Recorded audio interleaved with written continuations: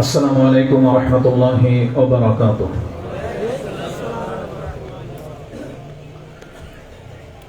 إن الحمد لله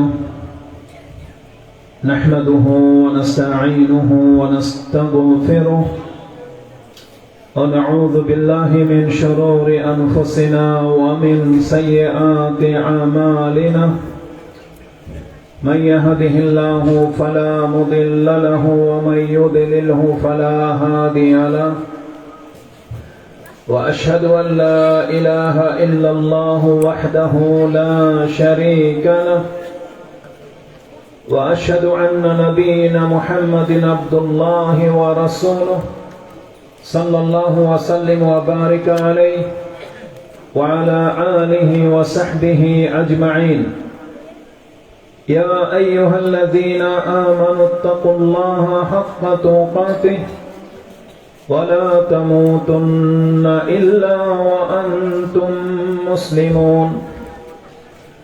أما بعد فإن أصدق الحديث كلام الله وخير الحديث حديث محمد صلى الله عليه وسلم وشر الأمور محدثاتها وكل محدثة بدعة وكل بدعة ضلالة وكل ضلالة في النار.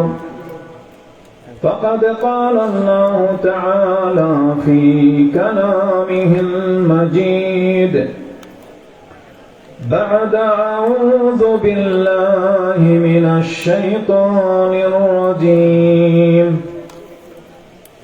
نبئ عبادي إني أنا الغفور الرحيم وأن عذابي هو العذاب الأليم. وقال الله تعالى في موضع آخر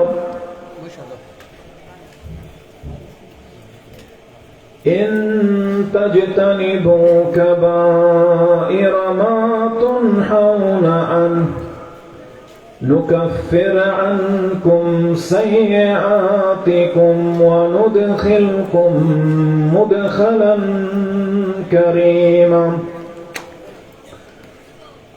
وعن أبي سعيد قال قال رسول الله صلى الله عليه وسلم قال إبليس لرب العالمين بعزتك وجلالك لا أبره أغوي بني آدم حتى ما دامت الأرواح فيهم.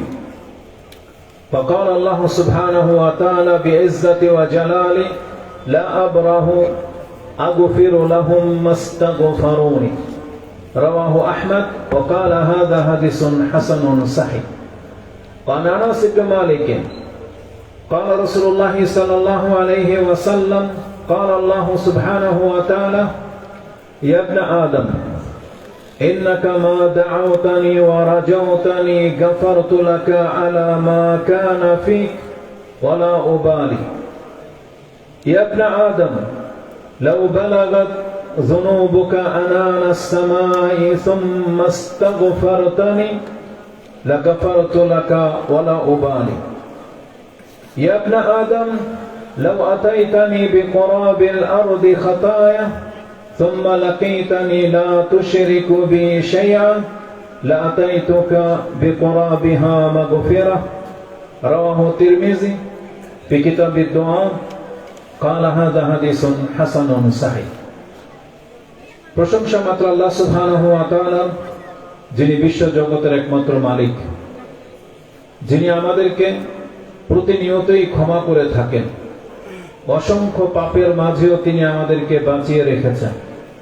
তার পক্ষ থেকে তিনি আমাদেরকে রিজিক দিয়ে যাচ্ছেন এবং অনেক অপরাধ তিনি তার পক্ষ থেকে আমাদেরকে ছাড় দিয়ে যাচ্ছেন এবং কিয়ামতের মাঠে তিনি আমাদের পাপকে মোচন করার লক্ষ্যে অনেক মাধ্যম গ্রহণ করবেন। এমনকি আমাদের পক্ষ হয়ে ফেরেশতারা সুপারিশ করবে, নবীগণ সুপারিশ করবে, মুমিনরা সুপারিশ করবে, যাদের সুপারিশের ভিত্তিতে আল্লাহ অসংখ্য পাপী বান্দাকে জাহান্নাম থেকে মুক্ত করে দিবেন। সর্বশেষ আল্লাহ সুবহানাহু ওয়া তাআলা এমন কিছু মুসলিম বান্দাকে জাহান্নামের আগুন থেকে বের করে নিয়ে আসবেন, যাদের জন্য সুপারিশকারী কেউ থাকবে না, যাদের জন্য সাহায্যকারী কেউ থাকবে না। কিন্তু আল্লাহ সুবহানাহু ওয়া তাআলার দয়া, তিনি তার নিজের হাতে জাহান্নাম থেকে এক বৃহৎ দলকে জান্নাতে পৌঁছে দিলেন।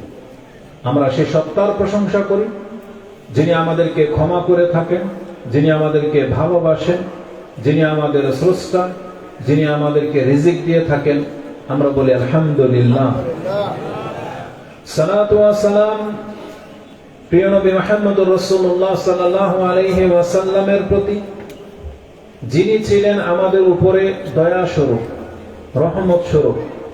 তিনি যতদিন এই পৃথিবীতে ছিলেন, তার কারণে ওই কাফেরদের উপরে পূর্বের জাতির মতো আযাব আসেনি।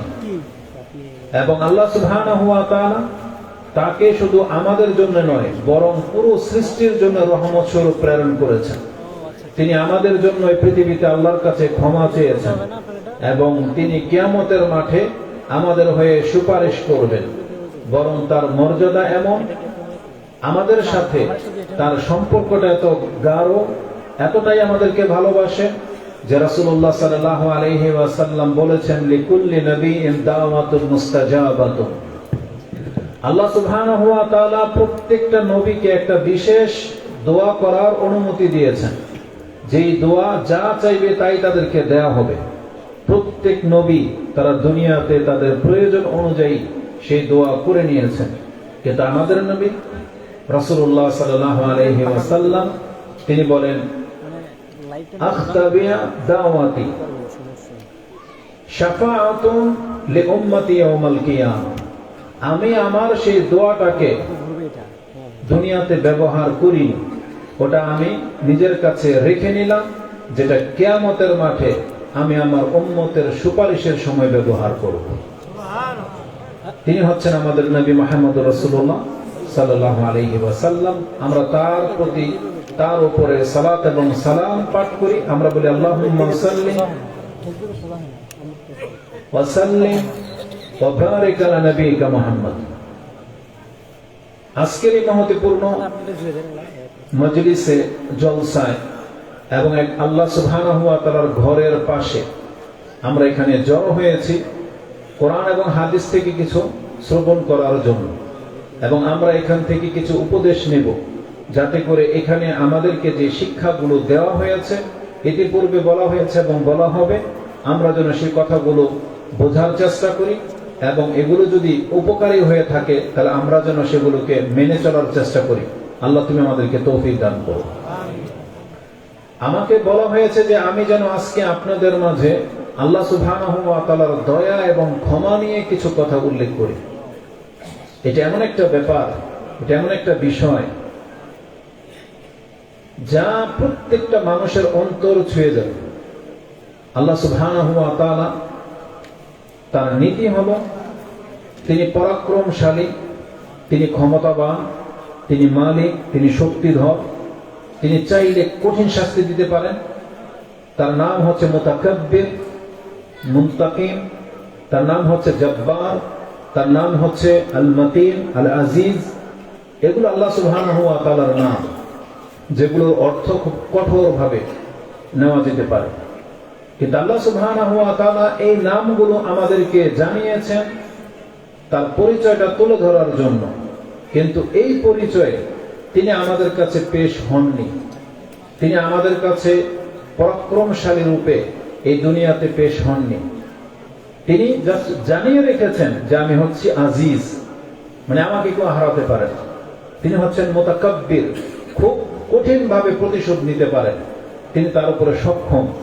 কিন্তু দুনিয়াতে তিনি আমাদের কাছে তার পরিচয়, তার ইন্ট্রোডিউস করিয়েছেন এইভাবে যে আমরা যখন তার নামে কোনো কিছু শুরু করি, যেমন বিসমিল্লাহ বলি, দেখেন এমন এক সত্তার নাম নিয়ে আমরা কাজ শুরু করছি, তার সাথে তিনি কাউই, আজিজ, বড় বড় নামগুলো নিয়ে আসতে পারতেন, কিন্তু আল্লাহ সুবহানাহু ওয়া তাআলা বিসমিল্লাহর সাথে রহমানুর রহিম যোগ করে দিয়েছেন। তার মানে যাতে করে একজন ব্যক্তি, একটা ক্ষুদ্রতম বান্দাও যখন আল্লাহ সুবহানাহু ওয়া তাআলার নাম উচ্চারণ করবে তখন যেন তার অন্তরে এটা অনুভব হয় যে আমি এমন এক সত্তার নাম নিচ্ছি যিনি অত্যন্ত দয়ালু, পরম করুণাময়, অতীব দয়ালু।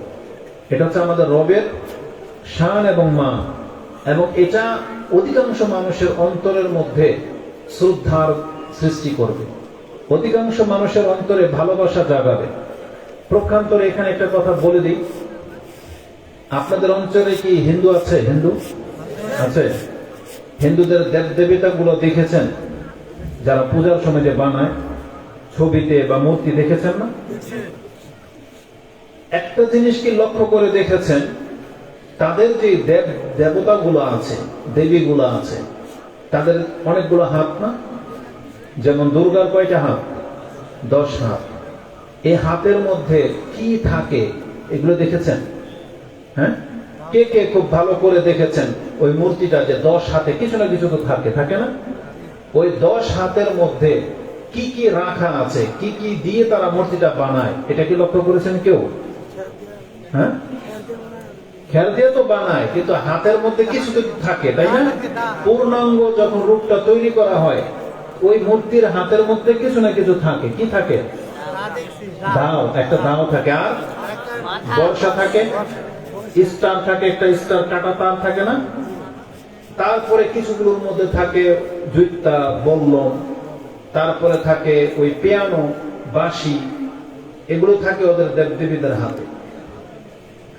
পার্থক্যটা কি ওদের, মানে হিন্দুদের দেবতার আমাদের রবের মধ্যে কি পার্থক্য?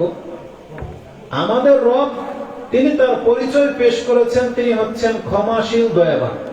এটা হচ্ছে আল্লাহ সুবহানাহু ওয়া তাআলা, তিনি হচ্ছেন রহমানুর রহিম। কিন্তু অন্যান্য দেবদেবীদের মধ্যে, যেমন হিন্দুদের দেবদেবীদের মধ্যে ভয়, আতঙ্ক আছে।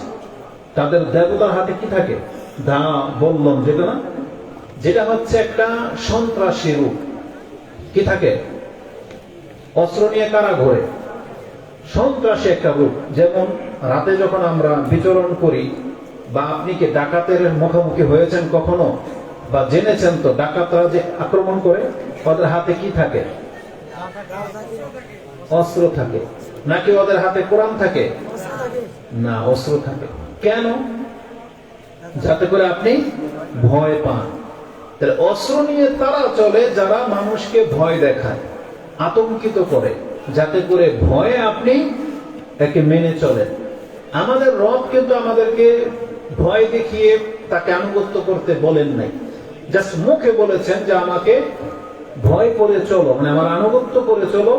এই ভয়টা হচ্ছে তাকওয়া, মানে কিন্তু খৌফ না। খৌফ আলাদা জিনিস আর তাকওয়া আলাদা জিনিস।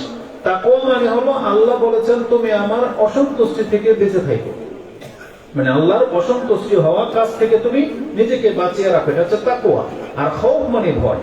কোরআনে খুব কম জায়গায় আল্লাহ বলেছেন যে তুমি আমাকে ভয় করো। দুই একটা আয়াতে হয়তো বলেছেন ফালা তাখাফুহুম ওয়া খাফুনি ইন কুনতুম মুমিনিন। আল্লাহ বলেছেন কোন ক্ষেত্রে? এই দেব-দেবীদেরকে তুমি ভয় পাও না। এই যে যারা শিরক করে তোমাকে ভয় দেখায় না, এদেরকে ভয় পাও না, তুমি আল্লাহকে ভয় পাবে।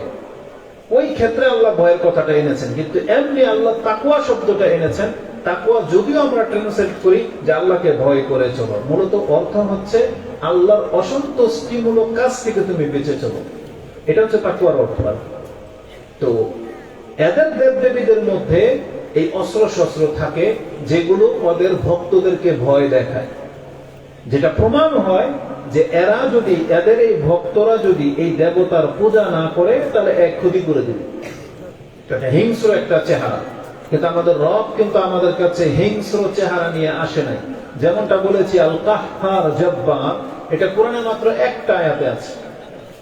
সূরা হাশরের একটা আয়াতে শুধু আল কাহ্হার শব্দটা আছে, আল জব্বার আছে।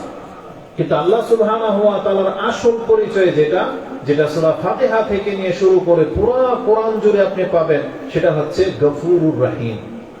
আল্লাহ সুবহানাহু ওয়া তাআলা হলেন ক্ষমাশীল এবং দয়াবান।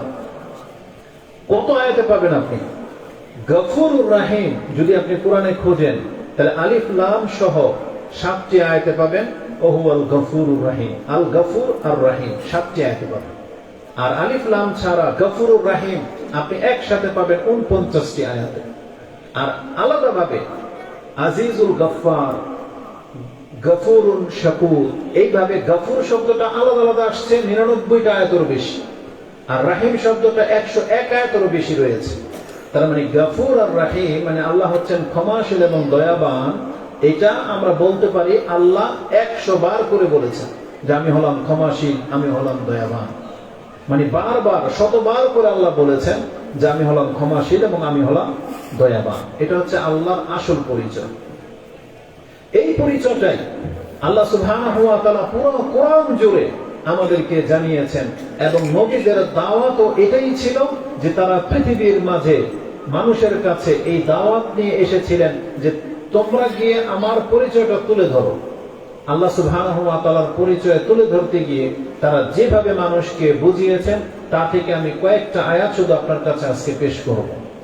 যেমন একজন নবী তিনি তার জাতির কাছে এসে এইভাবে দাওয়াত দিয়েছিলেন, যেমন নূহ আলাইহিস সালাম। যদি আমরা প্রথম থেকে শুরু করি তাহলে সূরা নূহ 71 নম্বর সূরা, তাতে আপনি পাবেন যে নূহ আলাইহিস সালাম তিনি তার জাতির কাছে এই কথা বলেছিলেন, ফাকুলতুস্তাগফিরু রাব্বাকুম ইন্নাহু কানা গাফফারা। আমি আমার জাতির কাছে এই বলে দাওয়াত এনেছিলাম যে বলেছিলাম ফাকুলতুস্তাগফিরু রাব্বাকুম, তোমরা তোমাদের প্রতিপালকের কাছে ক্ষমা চাও, ইস্তিগফার করো। কেন?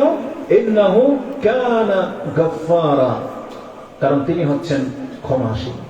এটা ছিল তাদের দাওয়াত, একটা নবীর দাওয়াত। ক্ষমা চাইলে কি হবে? ইউরসিলিস সামাআ আলাইকুম মিদরারা, তিনি তোমাদের জন্য পর্যাপ্ত পরিমাণে বৃষ্টি দেবেন। ওয়ায়ুমদিদুকুম বিআমওয়ালি ওয়া বানিনা ওয়া ইয়াজআল লাকুম জান্নাতিন ওয়া ইয়াজআল লাকুম আনহারা, তিনি তোমাদেরকে রিজিকে বরকত দিবেন, তিনি তোমাদেরকে সন্তান দেবেন, তিনি তোমাদেরকে বাগানের মালিক করে দিবেন। মানে এইভাবে একজন নবী দাওয়াত দিয়েছিলেন। তাহলে আল্লাহর পরিচয় তিনি কিভাবে তুলে ধরেছেন? তিনি বলছেন ফাকুলতুস্তাগফিরু রাব্বাকুম ইন্নাহু কানা গাফফারা, আমাদের প্রতিপালক হচ্ছেন ক্ষমাশীল। এটাই পুরো কোরআন জুড়ে আপনি পাবেন।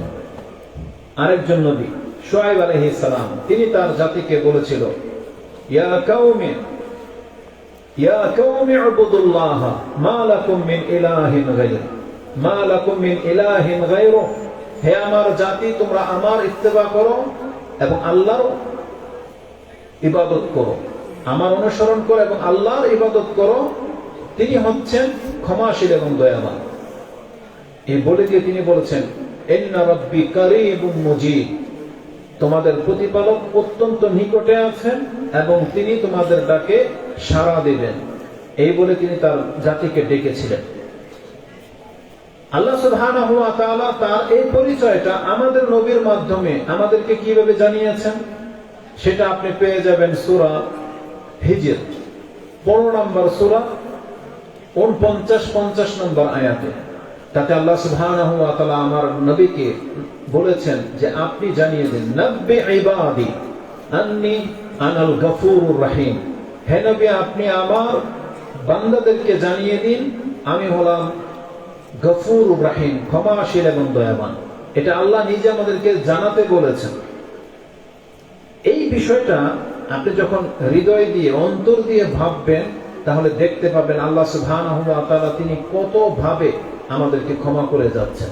এটাই আজকে আমি আপনাকে দেখাবো।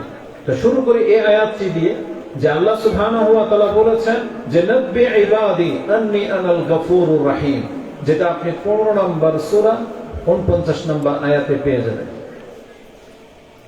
এই জায়গাতে আল্লাহ সুবহানাহু ওয়া তাআলা, আমি যে আয়াতগুলো বলবো নাম্বারিং সহ, এর পেছনে একটা কারণ আছে আপনাদেরকে বলি। সেটা হচ্ছে একটা কোরআনে আছে সেই আয়াতগুলো যাতে করে আপনি এটা ইকিনের সাথে বুঝতে পারেন। দ্বিতীয় কারণ হলো এই আয়াতগুলোর মধ্যে এমন কিছু শব্দ আছে যে শব্দগুলো আপনাকে গুরুত্বের সাথে নিতে হবে। এখানে আল্লাহ সুবহানাহু ওয়া তাআলা বলেছেন যে নাব্বি ইবাদি আন্নী আনাল গফুরুর রহিম, আপনি আমার বান্দাদেরকে জানিয়ে দিন আমি হলাম ক্ষমাশীল এবং দয়াবান। আমি এই আয়াত দিয়ে প্রমাণ করতে চাচ্ছি ইতিপূর্বে আমরা যারা পাপ করে ফেলেছি, বড় অপরাধের সাথে জড়িয়ে গেছি, আমরা এখনো আল্লাহর বান্দাই আছি। আল্লাহ তার বন্দেগী থেকে আমাদেরকে তার নাম কেটে দেয়নি। কারণ আল্লাহ সুবহানাহু ওয়া তাআলার বান্দা যারা হয়, তাদের দ্বারা যদি পাপ হয়ে যায়, তারা যদি আল্লাহর কাছে ক্ষমা চায়, তাহলে আল্লাহ নিজে বলেছেন এগুলো সব আমারই বান্দা। যখন কেউ পাপ করার পর আল্লাহর কাছে ক্ষমা চায়, তখন আল্লাহ সুবহানাহু ওয়া তাআলার সাথে তার সম্পর্কটা ওই রকমই থাকে যেমনটা তার আগে ছিল। কিন্তু কোনো ব্যক্তি যদি পাপ করে দিয়ে দূরে সরে যায়, আল্লাহ তার কাছ থেকে মুখ ফেরায় না, বরং হয়তো ওই ব্যক্তি, ওই বান্দা পাপ করতে করতে দূরে সরে যাচ্ছে, ভিন্ন রাস্তা ধরে নিয়েছে, তাই বলে যে আল্লাহ তার কাছ থেকে মুখ ফিরিয়ে নিয়েছে এমন না। আর এই আয়াতগুলোতে আল্লাহ সুবহানাহু ওয়া তাআলা যে পাপী বান্দাকে উদ্দেশ্য করেছেন তার অনেক প্রমাণ এই কোরআন হাদিসে রয়েছে। কারণ আদেশ করা হয়েছে আমাদের নবী মুহাম্মদুর রাসূলুল্লাহ সাল্লাল্লাহু আলাইহি ওয়াসাল্লামকে যে সংবাদটা আপনি দিয়ে দিন। তাহলে কাদেরকে দিতে হবে?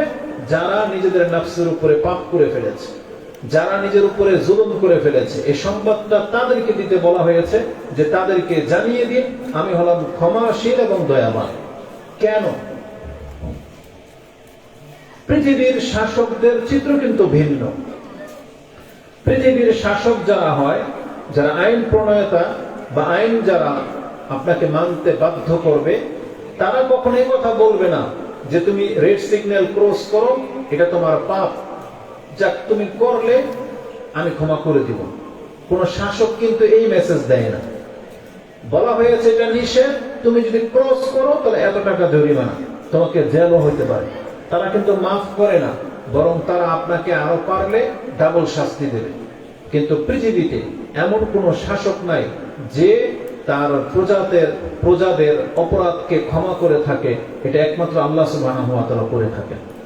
তিনি এমন এক ক্ষমতাবান, তিনি এমন এক সত্তা, তিনি এমন এক বাদশাহ যে তিনি তার বান্দাদের অসংখ্য পাপকে নিজের ইচ্ছায় ক্ষমা করে দিয়ে থাকেন। তিনি ধরেন না সে পাপের জন্য, যেটা আমরা সবাই সাক্ষী যে আজকে সারাদিন আমরা কম বেশি অনেকেই পাপ করেছি, কিন্তু এই পাপের কারণে কিন্তু আল্লাহ সুবহানাহু ওয়া তাআলা আমাদেরকে ধরেননি, আজকে আমাদেরকে ছেড়ে দিয়েছেন। এইভাবে হয়তো 20, 30, 40 বছর পর্যন্ত তিনি আমাদেরকে ছেড়িয়ে দিচ্ছেন। তবে এর মানে এই না যে আল্লাহ সুবহানাহু ওয়া তাআলা একবারে ছেড়িয়ে দিবেন আমাদেরকে। কিন্তু এই ছাড় আমি আর আপনি যদি পেতে চাই যে আমাদের জীবনের যে পাপগুলো হয়ে গেছে আল্লাহ যেন আমাকে না ধরুক, এর কি কোনো রাস্তা আছে? ওইটাই আজকে আমি আপনাকে দেখাবো যে যাদের দ্বারা বিগত দিনে পাপ হয়ে গেছে, আপনি কি চান যে আল্লাহ আপনাকে শাস্তি না দেখ? কে কে চান শুনি? কে কে চান আপনারা? যারা পরে হাত উঠিয়েছেন, হয়তো আপনি কথা বুঝেন নাই, না হয় অন্যদেরকে দেখে দেখে হাত উঠিয়েছেন। আপনারা কি আমার কথা শুনেছেন? হাত নামিয়ে ফেলেন। শুনেছিলেন? আপনার কাছে শুনতে পান? আমি বলেছি যে আমরা যারা পাপ করেছি, কে আছেন এমন যে এই পাপের সাথে আল্লাহর সাথে সাক্ষাৎ হচ্ছে আর আল্লাহ আমাদেরকে মাফ করে দেখ? এটা কে কে চাই? এটা বলেছিলাম। এবার বুঝেন, এবার বুঝলে হাত তোলেন। কে কে আছেন যে আপনার পাপ যেগুলো হয়ে গেছে এগুলোর সাথে আল্লাহ আমাদেরকে ক্ষমা করে দেখ? এটা আমরা কি চাই? সবাই চাই। তাহলে এখন যে কথাটা বলা হবে এটা গ্রহণ করবেন ইনশাআল্লাহ? ইনশাআল্লাহ। তাহলে কথা বোঝার চেষ্টা করবেন, কারণ আমরা সুরসার দিয়ে ওয়াজ করি না, যা বলি কোরআন হাদিস থেকে ডাইরেক্ট ভাবে আপনার কাছে পেশ করবে ইনশাআল্লাহ। এই যে আয়াতে আল্লাহ সুবহানাহু ওয়া তাআলা বলেছেন যে আমার বান্দাদেরকে জানিয়ে দেন আল্লাহ সুবহানাহু ওয়া তাআলা তিনি ক্ষমাশীল, এই কথাটা কেন আমাদেরকে জানাতে বলেছেন? আমি তার মধ্যে থেকে 3টা কারণ আপনার কাছে উল্লেখ করব। প্রথম কারণ, আল্লাহ সুবহানাহু ওয়া তাআলা তিনি তার পরিচয় তুলে ধরেছেন। এর মানে এই না যে যার ফলে আমরা পাপ করতেই থাকবো, এটা না, বরং এটা হচ্ছে ওই ব্যক্তিদের জন্য যাদের দ্বারা কোনো না কোনো ভাবে পাপ হয়ে গেছে। এখন এই ব্যক্তি যেন নিজেকে হালাক করে না দেয়, নিজেকে ধ্বংস করে না দেয়। এই ব্যক্তিকে মেসেজ দেওয়া হয়েছে যে তুমি জেনে নাও তোমাদের প্রতিপালক কত বড় ক্ষমাশীল, কত বড় দয়াবান, তুমি তার কাছে ফিরে আসো, তোমার এই পাপ ক্ষমা করতে আল্লাহর 1 সেকেন্ড লাগবে না। এজন্য আল্লাহ তিনি বারবার আমাদেরকে এটা জানিয়েছেন। দ্বিতীয় কারণ হচ্ছে আল্লাহ সুবহানাহু ওয়া তাআলা চায় না কোনো ব্যক্তি আল্লাহর রহমত থেকে নিরাশ হয়ে যায়। এটা কোরআন আমাদেরকে জানিয়েছেন আল্লাহ। একটু পরে সেই আয়াতটা আসবে। মানে আল্লাহ চায় না যে তার কোনো বান্দা তার কাছ থেকে নিরাশ হয়ে যাক। যারা আজকে পৃথিবীতে আত্মহত্যা করে, অসংখ্য কাফের বেদিন আছে যারা কিছু হলে আত্মহত্যা করে। তার মধ্যে থেকে আমাদের কিছু মুসলিম সন্তানকেও দেখা যায় তারা কোনো না কোনো ঘটনার প্রেক্ষিতে তারা আত্মহত্যা করে ফেলে। এটা মোটেও কাম্য নয়। কারণ একজন ব্যক্তির জীবনে যত বিপর্যয় চলে আসুক, আল্লাহ সুবহানাহু ওয়া তাআলা তার দিনকে পরিবর্তন করে দেওয়ার মতো আরেকটা দিন তাকে সুযোগ দিবেন। এমন কোন বিপর্যয় কোন ব্যক্তির জীবনে আসে না বা আসবে না যেই কারণে সে নিজেই নিজের প্রাণকে ধ্বংস করে দিবে, বরং আল্লাহ এটা নিষেধ করেছেন কোরআন। বরং আল্লাহ নিজেই বলেছেন, ওয়ালা তুলকু বিআইদিকুম ইলা তাহলুকা, তোমরা তোমাদের হাতকে ধ্বংসের দিকে ঠেলে দিও না, তোমরা নিজেরা নিজেদেরকে হত্যার দিকে ঠেলে দিও না। নিষেধ করেছেন আল্লাহ। আল্লাহ আমাদেরকে ভালোবাসেন, আল্লাহ নিজে বলেছেন। এই জন্য যারা আত্মহত্যা করে তার শাস্তিও খুব বেশি, কারণ আল্লাহ ওকে ধরবে। তুই নিজে সিদ্ধান্ত কেন নিলি? এই জন্য ধরবে। এই জন্য আমরা চাই না যে কোনো মুসলিম কোনো অপরাধের কারণে আত্মহত্যা করুক, এটা আমরা চাই না। বরং সে টিকতে না পারলে সে সমাজ ছেড়ে দেখ, কিছুদিন লোকচক্ষুর আড়ালে চলে যাক, এই সমাজ ছেড়ে দেখ, কিন্তু সে আত্মহত্যা যেন না করে। কারণ হতে পারে আল্লাহ সুবহানাহু ওয়া তাআলা তাকে আবার তওবা করার সুযোগ দিয়ে দিবেন। হতে পারে তার অতীতকে ভুলে গিয়ে মানুষ তাকে আবার গ্রহণ করে নেবে। এই জন্য যত বড় বিপর্যয় হয়ে যাক, কোনো মুসলিম সন্তান যেন নিজেকে আত্মহত্যার দিকে ছেড়ে না দেয়। কারণ তাকে এটা জানতে হবে তার রব তাকে অনেক বেশি ভালোবাসে। সেটা আমি আজকে আপনাকে দেখাবো। তো আল্লাহ সুবহানাহু ওয়া তাআলা তিনি হচ্ছেন ক্ষমাশীল এবং দয়াবান। এটা এই জন্য চেয়েছেন, জানিয়েছেন, যাতে করে আমরা যারা পাপ করে বসে আছি আমরা যেন খুব দ্রুত আল্লাহর কাছে তওবা করে ফিরে আসি। তাহলে আল্লাহ আমাদেরকে ক্ষমা করে দিবেন। আল্লাহ সুবহানাহু ওয়া তাআলা যে আপনাকে আমাকে আল্লাহর বান্দা বলেছেন পাপ করার পরেও, আসুন এই সম্পর্কে সেই আয়াতটা আমি আপনার কাছে পেশ করি, যেটা আল্লাহ সুবহানাহু ওয়া তাআলা সূরা জুমার 39 নম্বর সূরার 53 নম্বর আয়াতে এনেছেন। তাতে আল্লাহ সুবহানাহু ওয়া তাআলা বলেছেন, কুল ইয়া ইবাদিয়াল্লাযীনা আসরাফু আলা আনফুসিহিম লা তাকনাতু মির রাহমাতিল্লাহ ইন্নাল্লাহা ইয়াগফিরুয যুনুবা জামিআ ইন্নাহু হুয়াল গফুরুর রহিম। হে নবী, আপনি আমার ওই বান্দাদেরকে জানিয়ে দেন। এখানে ডাইরেক্ট পাপী বান্দাদের কথা আছে।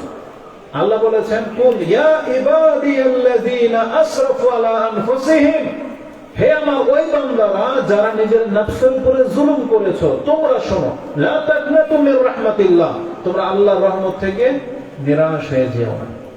কেন? আল্লাহ যে কথাটা বলেছেন, ইন্নাল্লাহা ইয়াগফিরুয যুনুবা জামিআ, তিনি আল্লাহ সমস্ত পাপগুলোকে জড়ো করে ক্ষমা করে দিতে সক্ষম। সুবহানাল্লাহ। কেন ক্ষমা করবেন আল্লাহ? নবীর সন্তান সেজন্য, আল্লাহর ওলি আপনি সেজন্য, কি জন্য? পয়সাওয়ালা সেজন্য, অনেক সুন্দর তাই, আপনি কুরাইশ বংশের এই জন্য ক্ষমা করবেন? কেন ক্ষমা করবেন? কারণ আল্লাহ বলছেন ইন্নাহু হুয়াল গফুরুর রহিম। কারণ আল্লাহ হলেনই এমন, আল্লাহ সুবহানাহু ওয়া তাআলা হলেনই ক্ষমাশীল এবং দয়াবান। আল্লাহ যখন কাউকে ক্ষমা করে তার চেহারা দেখে ক্ষমা করে না, তার রূপ, তার পয়সা, তার জনবল, তার ন্যাশনালিটি, তার বংশ, এগুলো দেখে আল্লাহ ক্ষমা করেন না। বরং আল্লাহ সুবহানাহু ওয়া তাআলা ক্ষমা করেন তার ইচ্ছা। কিন্তু এটার জন্য কে প্রাধান্য পাবে? যে আল্লাহর কাছে ক্ষমা চাইবে সেই প্রাধান্য পাবে। আল্লাহ বলেছেন, যে আমার কাছে ক্ষমা চাইবে তাকে আমি ক্ষমা করে দেব। এবং আল্লাহ সুবহানাহু ওয়া তাআলা ক্ষমার ক্ষেত্রে অন্তত পক্ষে মুসলিম উম্মার সাথে এমন একটা সহজ বিধান রেখেছেন, এটা আপনি আশ্চর্য হয়ে যাবেন, যেটা ইতিপূর্বে কোন জাতির সাথে আল্লাহ এটা করেন না। বনি ইসরায়েলদের তওবা খুব কঠিন ছিল। বনি ইসরায়েলদের কাপড়ে যদি নাপাকি লাগতো তাহলে পানি দিয়ে ধুইলে এই কাপড় নাপাক হতো না। বনি ইসরায়েলদের সেই কাপড়ের টুকরাটাকে কেটে ফেলে দিতে হইতো। যদি চামড়ায় লাগতো তাহলে এই চামড়াকে ছিঁড়ে ফেলতে হইতো। এতটা কঠোরতা তাদের দিনে ছিল। কিন্তু ইসলাম অত্যন্ত সহজ ধর্ম দিয়েছে, যে আপনার গায়ে নাপাকি লেগেছিল আপনি পানি দিয়ে ধুয়ে নেন, একবার, দুইবার, তিনবার, গন্ধ নাই, চিহ্ন নাই, পাক, আপনার চামড়া ছিলতে হবে না। এটা হচ্ছে আমাদের দিন। ইসলাম এতটা সহজ করা হয়েছে মুহাম্মদুর রাসূলুল্লাহ সাল্লাল্লাহু আলাইহি ওয়াসাল্লামের কারণে। ঠিক তেমনি তওবা, পূর্বের জাতির তওবা খুব মারাত্মক ছিল। আপনারা সেই ঘটনা বাকারাতে পাবেন, যে মূসা আলাইহিস সালামের জাতি পুতুল পূজায় লিপ্ত হয়েছিল বা তার সাথে বেয়াদবি করেছিল। আল্লাহ সুবহানাহু ওয়া তাআলা বলেছেন, একে অপরকে হত্যা করো, আমি অন্ধকার করে দেব, সূর্য আলোহীন হয়ে গেছে, দুই গ্রুপকে মাঠে নামিয়ে দিয়েছেন। আল্লাহ বলছেন একে অপরকে হত্যা করো, যারা যাকে হত্যা করতে পারো, তোমাদের তওবা কবুল হয়ে যাবে। এইভাবে কিন্তু আমাদেরকে কিন্তু আল্লাহ সুবহানাহু ওয়া তাআলা এমনটা বলে নাই যে যে যত বড় পাপ করেছো এসে কপালটাকে দেয়ালের মধ্যে একটা বাড়ি মারো, এটা আল্লাহ বলে নাই। আল্লাহ বলে নাই যে যেই ব্যক্তি পাপ করেছো যাও একটা গরু জবাই করে আনো, একটা খাসি দান করে আসো, এগুলো কিছুই বলে নাই। বরং উম্মতে মুহাম্মাদের তওবা বা আল্লাহর কাছে যে কোনো ব্যক্তির তওবা এত সহজভাবে নেওয়া হয়েছে, যেটা আমাদের বিধান দেওয়া হয়েছে। আল্লাহ সুবহানাহু ওয়া তাআলা বলেছেন যে আমার কাছে কোনো ব্যক্তি যদি ক্ষমা চায়, ক্ষমা চাওয়ার সাথে সাথে তাকে ক্ষমা করে দেওয়া। এটা হচ্ছে এই মুসলিম উম্মার বৈশিষ্ট্য, যেটা আমি আপনাকে দেখাবো। যে আয়াতে আল্লাহ সুবহানাহু ওয়া তাআলা বলেছেন ইন্নাল্লাহা ইয়াগফিরুয যুনুবা জামিআ, আল্লাহ সমস্ত পাপগুলোকে জমা করে ক্ষমা করে দিতে সক্ষম। এটার মাত্রাটা কেমন হবে? একটা হাদিস নিয়ে নেন, কারণ এক্সাম্পল দেওয়ার ক্ষেত্রে হাদিস যথেষ্ট। এটার জন্য একটা কিচ্ছা বানাতে হয় না, তো কোরআন হাদিসে যথেষ্ট কথা আছে। ইমাম তিরমিজি রাহিমাহুল্লাহ তিনি তার দোয়ার অধ্যায়ে এই হাদিস এনেছেন। আনাস রাদিয়াল্লাহু আনহু তার বর্ণনাকারী। হাদিসটি আপনি 3540 নম্বরে পেয়ে যাবেন তিরমিজিতে, 45 নম্বর অধ্যায় কিতাবুদ দোয়া 3540। তাতে রাসূলুল্লাহ সাল্লাল্লাহু আলাইহি ওয়াসাল্লাম থেকে বর্ণনা করা হয়েছে যে আল্লাহ সুবহানাহু ওয়া তাআলা আদম সন্তানকে ডেকে বলেন, ইয়া ইবনা আদম ইন্নাকা মা দাআউতানি ওয়া রাজাউতানি গাফারতু লাকা আলা মা কানা ফিক ওয়ালা উবালি। হে আদম সন্তান, তুমি যতবার আকাঙ্ক্ষা নিয়ে আমার কাছে আসবা, যতবার তুমি আমাকে ডাকবা, আমি আল্লাহ ততবারই তোমাকে ক্ষমা করব। তোমার পাপ কি আছে এটা আমি দেখব না। কি মনে করেন? একজন আদম সন্তান যত বড় পাপ করে আসুক না কেন, যদি সে আল্লাহর কাছে এসে বলে, আল্লাহকে যদি ডাকে, আল্লাহ বলেছেন তুমি কয়বার আসবা? যতবার আসবা। ইন্নাকা মা দাআউতানি, যতবার তুমি ডাকবা, রাজাউতানি, যতবার আকাঙ্ক্ষা করবা আমার কাছে, আমি আল্লাহ ততবারই তোমাকে ক্ষমা করব। ওয়ালা উবালি, আমি কোনো পরোয়া করি না। এটা আল্লাহ আমাদেরকে জানিয়েছে। হয়তো একজন ব্যক্তি নির্ণয় করতে পারবে না যে আল্লাহ কোন পাপটা ক্ষমা করবেন বা কতগুলো পাপ ক্ষমা করবেন। একজন ব্যক্তি হয়তো নিজে থেকে ডিসাইড করতে পারবে না, এজন্য আল্লাহ নিজের পক্ষ থেকে সহজ করে দিচ্ছেন। আল্লাহ তারপরে নিজেই বলতেছেন, ইয়া ইবনা আদম লাউ বালাগাত যুনুবুকা আনানাস সামাই সুম্মা ইস্তাগফারতানি। হে আদম সন্তান, তোমার পাপ যদি আকাশের মেঘমালার মতো ছেয়ে যায়, এত পাপ দেখা যাচ্ছে স্পষ্ট, যে তুমি দেখতে পাচ্ছ তোমার চোখের সামনে যে তুমি জীবনে কত পাপ করেছো। আল্লাহ বলেছেন সুম্মা ইস্তাগফারতানি, তারপরও এসে যদি তুমি আমার কাছে ক্ষমা চাও, গাফারতু লাকা ওয়ালা উবালি, আমি তোমাকে ক্ষমা করে দেব, আমি কোনো পরোয়া করি না। এটা আল্লাহ সুবহানাহু ওয়া তাআলা বলেন। এমনকি আল্লাহ সুবহানাহু ওয়া তাআলা এটাও বলেছেন, আল্লাহ যে সমস্ত পাপকে জমা করে ক্ষমা করে দেওয়ার ওয়াদা করেছেন, তার পরের টুকরাতে এই কথা আছে। আল্লাহ বলেছেন, ইয়া ইবনা আদম লাউ আতাইতানি বিকুরাবিল আরদি খাতায়া সুম্মা লাকিতানি লা তুশরিকু বি শাইআন লা আতাইতুকা বিকুরাবিহা মাগফিরা। হে আদম সন্তান, তুমি যদি আমার সাথে এমন অবস্থায় সাক্ষাৎ করো যে আমি দেখতে পাই যে তোমার আমলনামার মধ্যে পৃথিবী ভরে গেছে, এত পাপ, পৃথিবী ভরা পাপ, কিন্তু সেই পাপের মধ্যে যদি শিরকের পাপ না থাকে, যে তুমি আমার সাথে কোনোদিন শিরক করো নাই, তুমি আমার ছাড়া অন্য কারো কাছে ধন্য ধরো নাই, তুমি আমার ছাড়া অন্য কারো কাছে জীবনে কোনোদিন চাও নাই, আমার চাইতে বেশি কোনো কাউকে ভালোবাসো নাই, আমার চাইতে কোনো ব্যক্তিকে বেশি দিন ভয় পাও নাই, একমাত্র আল্লাহকে ভয় করেছেন, একমাত্র আল্লাহর কাছে চেয়েছেন, একমাত্র আল্লাহর কাছেই বারবার আপনি ধন্য ধরেছেন, আপনি কোন রকমের শিরকের ধার প্রান্ত পর্যন্ত যাননি। আল্লাহ সুবহানাহু ওয়া তাআলা এমন মুমিন মুওয়াহহিদের সম্পর্কে বলতেছেন যারা তাওহীদকে ঠিক রেখে আমার সাথে সাক্ষাৎ করবে। আল্লাহ বলেছেন লা আতাইতুকা বিকুরাবিহা মাগফিরা, তাহলে পৃথিবী ভরা যেহেতু তোমার পাপ, আমি আল্লাহ পৃথিবী ভরা ক্ষমা নিয়ে তোমার সাথে সাক্ষাৎ করবে এবং তোমার পাপগুলোকে মাফ করে দেব। এটা হাদিস তিরমিজিতে আছে, হাদিস হাসানুন সাহিহ। কারণ আমরা দুর্বল হাদিসও পেশ করি না কোনো ক্ষেত্রে, আর এগুলো হচ্ছে রাসূলুল্লাহ সাল্লাল্লাহু আলাইহি ওয়াসাল্লাম থেকে বর্ণিত, যেটা তিনি আল্লাহ সুবহানাহু ওয়া তাআলার পক্ষ থেকে আমাদেরকে জানিয়েছেন। এগুলো কোনো গালগপ্প নয়, আজকে অধিকাংশ মুসলিমরা পাপ করতে করতে তাদের অন্তর এতটা মরে গেছে যে এই ধরনের কথার প্রতি তার তেমন কোনো আস্থা জাগে না। এই কথাগুলোকে সে নিজের অন্তর থেকে ফিল করবে এবং আল্লাহর কাছে ক্ষমা চাইবে, এরকমের লোক পাওয়াটা খুব মুশকিল হয়ে গেছে। অথচ কোরআন হাদিসে এগুলি আছে। আল্লাহ সুবহানাহু ওয়া তাআলা মানুষকে ক্ষমা করার জন্য কত রকমের কি ব্যবস্থা করেছেন, আপনি যদি কোরআন হাদিস পড়েন তাহলে আপনি বুঝতে পারবেন। আমরা ইঙ্গিত করার চেষ্টা করব ইনশাআল্লাহ, যাতে করে আমাদের অন্তর আল্লাহ সুবহানাহু ওয়া তাআলার দিকে ঝোঁকে। আরো দুই একটা আয়াত এবং হাদিস বলার পরে এই আয়াতগুলোর মধ্যে যে শিক্ষাটা রয়েছে সেটা আজকে এখান থেকে নেওয়ার চেষ্টা করবেন। তাহলে একটা আয়াত আমি আপনার কাছে পেশ করেছি যে আল্লাহ বলেছেন, যারা অন্যায় অপরাধ করে ফেলেছ তুমি নিরাশ হয়ে যেও না, আল্লাহ তোমার সমস্ত পাপগুলোকে ক্ষমা করে দিতে সক্ষম। এবং হাদিস পেশ করেছি, আল্লাহর ওয়াদা করেছেন যে আল্লাহ আমাদের সমস্ত পাপগুলোকে ক্ষমা করে দিবেন। তৃতীয় আয়াত নেন, এটা ওই আয়াতের চাইতে আরো চমৎকার। এই রকমের 10টা আয়াত আছে কোরআনে, যেটা কোনো ব্যক্তি যদি ধারণ করতে পারে বা আপনার অন্তর যদি রাখতে পারেন, আমার মনে হয় না যে কোনো ব্যক্তি আল্লাহর কাছ থেকে মুখ ফেরাবে। আল্লাহ সুবহানাহু ওয়া তাআলাকে সে সবচেয়ে বেশি কাছের পাবে। সে যে কোনো অবস্থাতে সে আল্লাহকে ফিল করবে যদি এই আয়াতগুলো আপনার ব্রেইনে যদি আপনি রাখেন। যেমন এই একটা আয়াত গেল সূরা জুমারের 53 নম্বর আয়াত, যেমন আল্লাহ সুবহানাহু ওয়া তাআলা বলেছেন সূরা নিসার 110 নম্বর আয়াত, তাতে আল্লাহ সুবহানাহু ওয়া তাআলা বলেছেন وَمَن يَعْمَلْ سُوءًا أَوْ يَظْلِمْ نَفْسَهُ ثُمَّ يَسْتَغْفِرِ اللَّهَ يَجِدِ اللَّهَ غَفُورًا رَحِيمًا। আল্লাহ সুবহানাহু ওয়া তাআলা সূরা নিসার 110 নম্বর আয়াতে আমাদেরকে জানিয়েছেন, হে নবী আপনি বলে দেন, যেই ব্যক্তি নিজের নফসের উপর ইসরাফ করেছে, وَمَن يَعْمَلْ سُوءًا أَوْ يَظْلِمْ نَفْسَهُ, যে খারাপ কাজ করেছে অথবা নিজের নফসের উপরে জুলুম করেছে।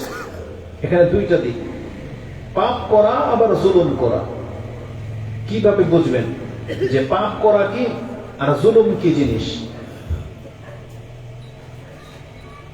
মদ খাওয়া, জেনা করা, চুরি করা, এগুলো কি পাপ। নামাজ না পড়া পাপ, চুরি করলেন পাপ। এটা কি নামাজ না পড়া কি ওই সেন্সে পাপ? না, নামাজ না পড়া এটা হচ্ছে জুলুম। কারণ কি আপনি নামাজ পড়েন নাই, আপনি কি কারো উপরে জুলুম করেছেন? করেন নাই, কিন্তু নিজের উপরে জুলুম করেছেন।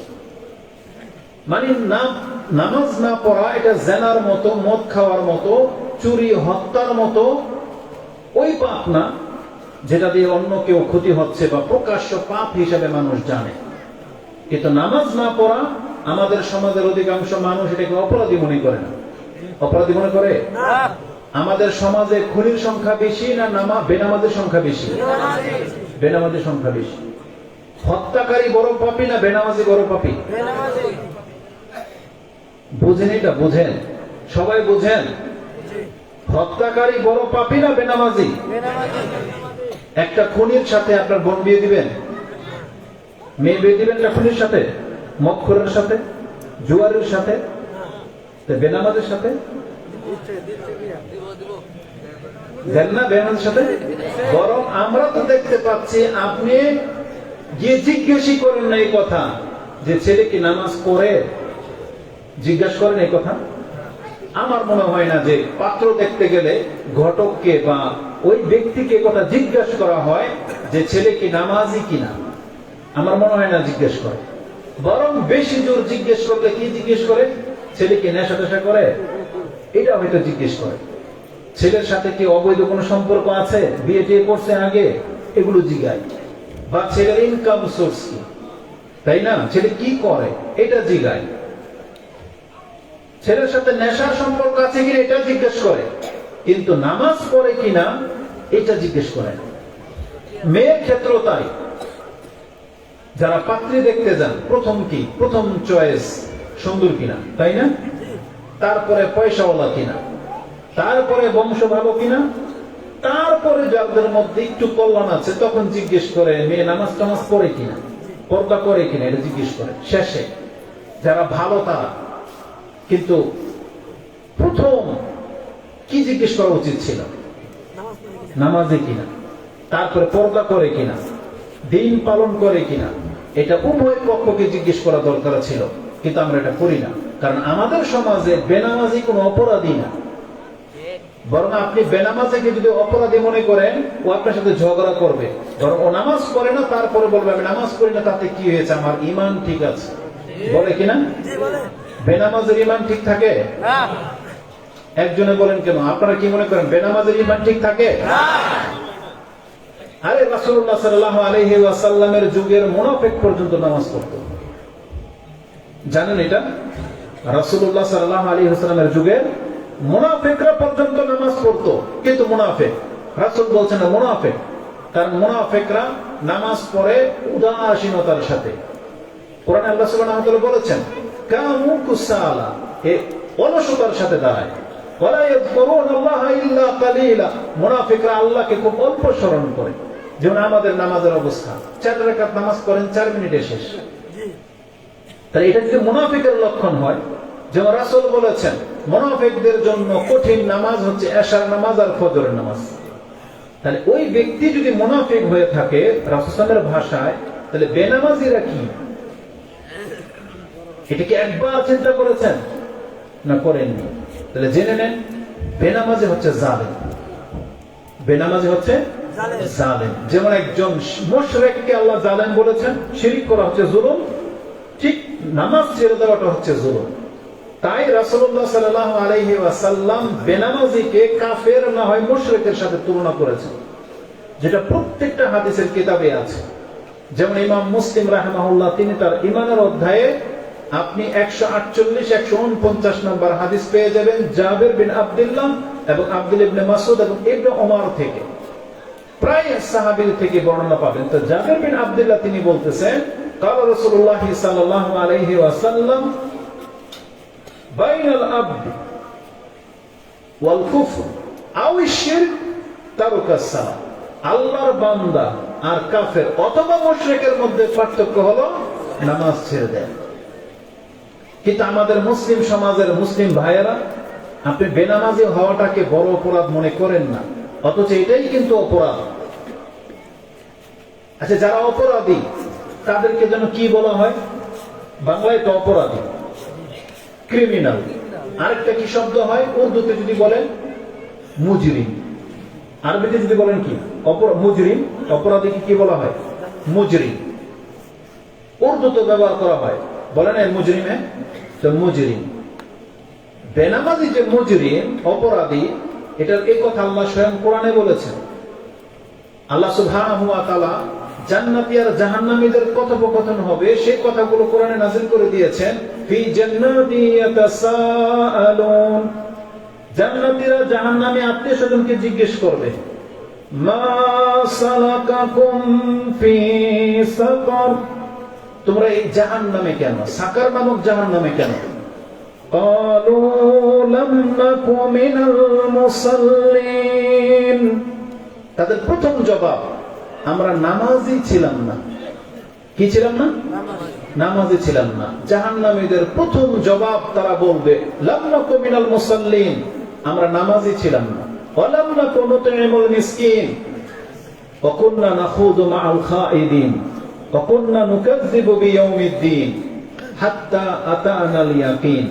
আল্লাহ সুবহানাহু ওয়া তাআলা বলেন যে জাহান্নামীদেরকে যখন জিজ্ঞেস করা হবে তোমরা জাহান্নামী কেন, আনিল মুজরিমিন, আল্লাহ বলেন অপরাধীদেরকে জিজ্ঞেস করা হবে মুজরিমিন।